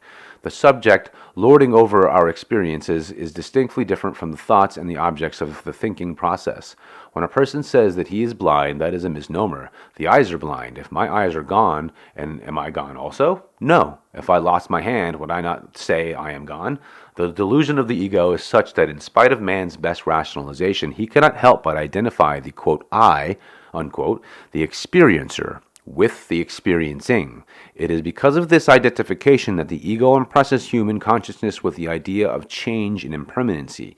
Yet, if everything is removed, thoughts, sensations, emotions, the body itself, the quote I, unquote, would still remain. But what power does the quote I know it exists, bereft of all else? By the intuitive power of the true eternal self, the soul. Nature of the soul's power of intuition. Intuition is like a flight, a flame of knowledge. Intuition is like a light, a flame of knowledge that comes from the soul. It possesses all-sighted power to know all there is to be known. Every man inherently possesses something of this power, but in most it is undeveloped. That's absolutely true. This undeveloped intuition is a crystal placed before the soul, producing a double image. The soul itself is the real image. The reflection is unreal, the ego or the pseudo-soul. The more undeveloped the intuition is, the more distorted the ego image will be. When human life is guided by this false identity, which is brought about by the presence of undeveloped intuition, it is subject to all the limitations and false notions of delusions. A chaotic existence of error and its consequences is therefore inevitable. Now I'm just going to stop real quick and say that this idea of error, I'm glad he wrote this, the chaotic existence of error and its consequences is therefore inevitable. Error and sin are synonymous in many of these ancient Greek texts as well.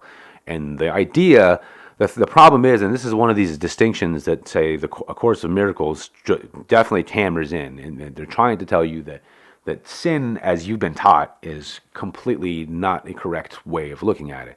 And that if you look at it in terms of error, then it takes away a lot of the egotistical judgmentalism that comes with such a charged word like sin, right? But if everybody is in a chaotic delusion and we are constantly making errors based on the idea that we think we are these, bodies doing these kinds of things, then it becomes a much easier situation to forgive somebody an error that someone makes rather than to try to superimpose this thing which has a whole load of psychological baggage on it, like sin. I just wanted to point that out because this is a great point, and that is a reality that I came to realize, which absolutely freed me from so many things that I was able to sort of free myself from my own mistakes in my life and the things that I've done, and helped me absolutely be able to forgive myself, which in that sense enabled me to actually put down and just walk away from a lot of these egotistical ideas, because I really truly learned my lesson. And the first person you always have to forgive and work on is you.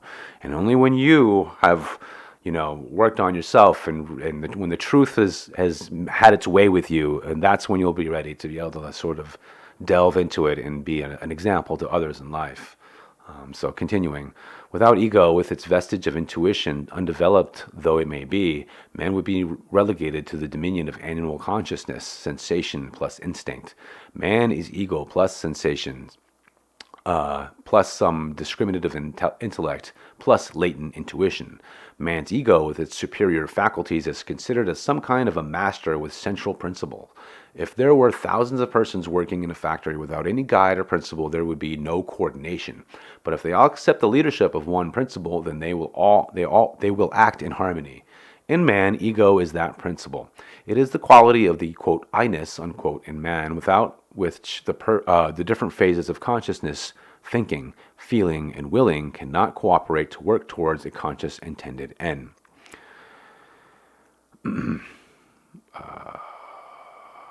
Yes. Without the ego, the ordinary man could not relate to his thoughts, feelings, experiences. He would not know what he was doing. For example, in insanity, the ego is affected and forgets to understand its relations with thoughts and experiences, producing uncoordinated, irresponsible behavior. While animals are guided primarily by instinct and ordinary man is guided by ego, the yogi who is united to the self is guided by the soul. Animals bound by instinct have very limited intelligence. Man, as super animal, guided by ego, has more power and intelligence than beast, but is still very limited by thoughts and sensations. The yogi alone is free from limitations, guided by the limitless self, pure and impure ego.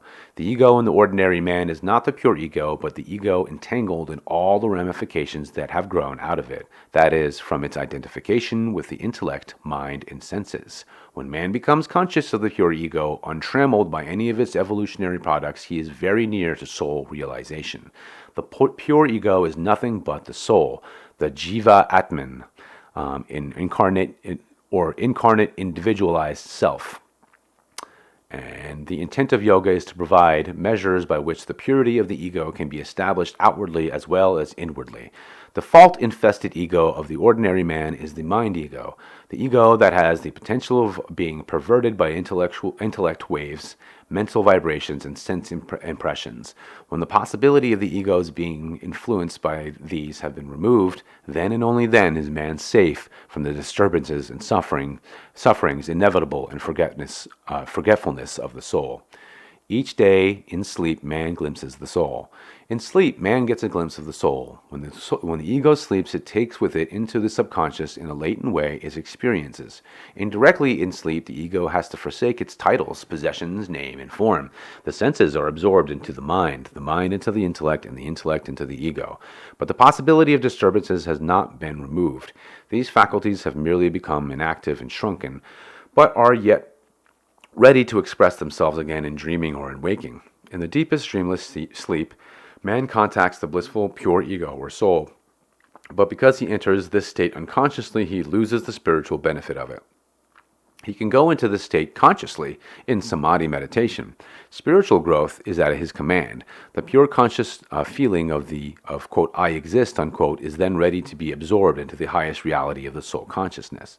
Well, I will say this, that the book I did of the 112 paths of yoga or whatever else, one of those darsans or whatever that they listed there is to actually go into your dream consciously. So just saying.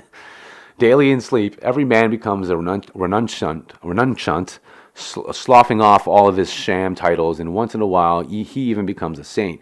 But because of his sense habits during the conscious state, he cannot preserve that non-attachment while actively engaged in duties. If a man can, for a sufficient length of time, remain unidentified with his thoughts and sensation, without being in a blank or unconscious state, he will know his true self through undistorted pure intuition. Thus, the absolute calmness of deep meditation is the only way the ego consciousness can be eliminated. Having removed the crystal of undeveloped intuition that was reflected the soul in a distorted way, there is no longer any conflict in the yogi as to his true identity. The defeat of the Bhishma ego by Arjuna, self-control.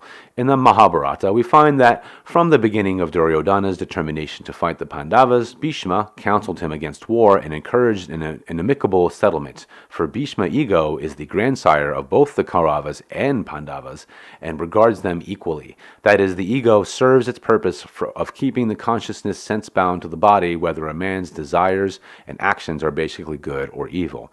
When the Kauravas, or offspring in the sense mind, are stronger, Bhishma sides with them. However, as the divine discriminative qualities become more victorious, Bhishma ego wearies of supporting evil. It begins to feel more tenderness towards the discriminative qualities. But their victory of self-realization or soul rule cannot be complete so long as ego lives. Bhishma is invincible, however, for the quote, I, unquote, can never be destroyed without its consent and cooperation. So Bhishma himself finally reveals to the Pandavas the sole way he can be killed in a battle by the skill of Arjuna, the devotee in deep meditation. After his most fierce of all battles, Bhishma's body is mortally wounded by Arjuna's countless arrows. Even so, Bhishma says he will remain thus on this bed of arrows and not give up his body until the sun moves north in the heavens. Literally, this is taken to refer to an astronomical calculation of the seasonal placement of the sun. But symbolically, this means that even though the ego is rendered powerless, benign by samadhi meditation of the devotee, it will not fully die. The pureness of the, quote, I-ness, unquote, of individuality remains until the sun of divine consciousness and the spiritual I during Savikalpa Samadhi moves to the north, upward to the space of the finer forces in the brain, that is, in the innermost divine region of the Sahasrara, the highest spiritual center in the body, a union with the spirit in Nirvikalpa Samadhi, which, by the way, is represented in the Egyptian artwork as the big globe above the head with the two horns underneath it. That's exactly what they're talking about.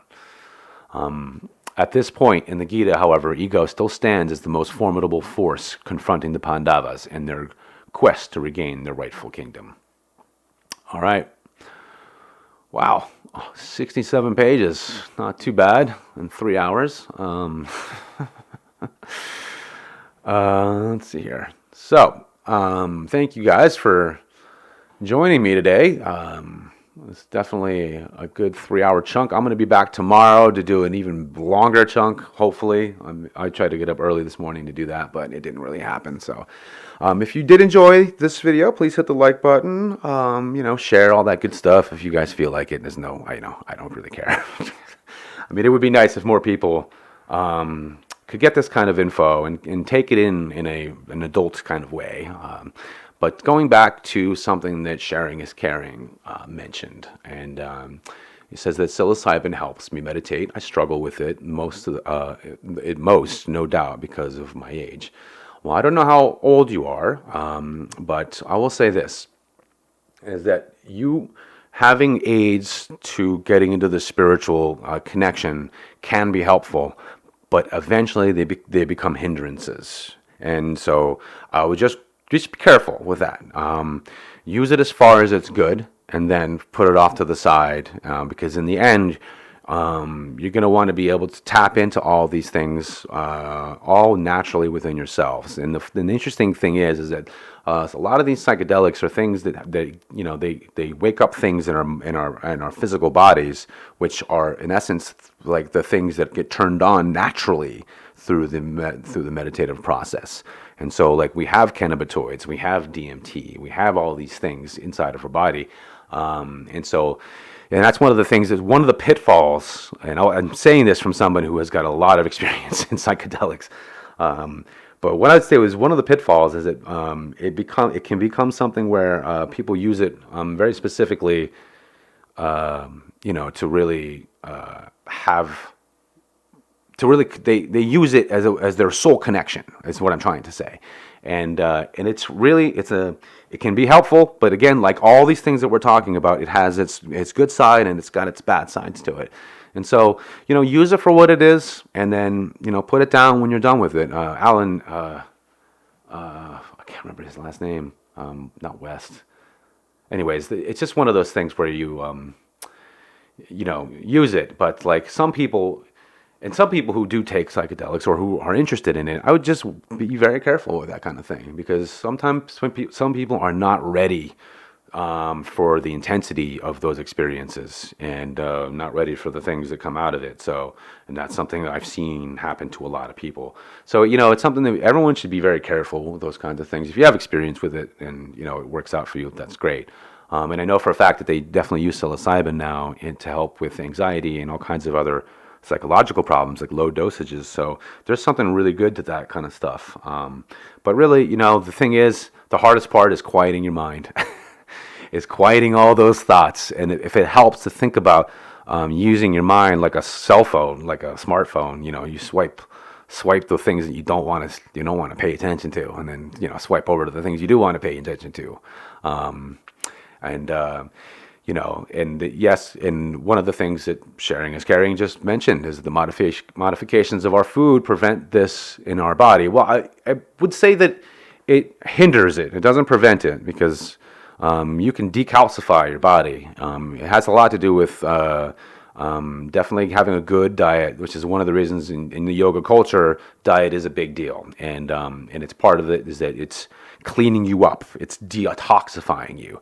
And one of the things about physical yoga is it's doing the same thing, right? It's strengthening you, but it's also detoxifying you in all kinds of different ways, which help you to be able to unblock some of these physical things so that you can really hit a lot of these spiritual, steps to the ladder, so to speak, So yeah, I mean, absolutely, food is important.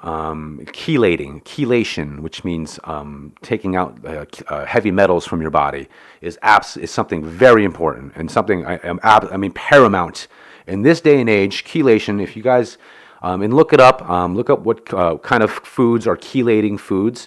You're definitely going to want to eat a lot of that kind of stuff, because what that does is it will take the heavy metals, the mercury, the lead, all these things, even out of your blood-brain barrier. And so it really does help to clean it out. And it does it in a way where you're eating the food and it's natural, it's gradual.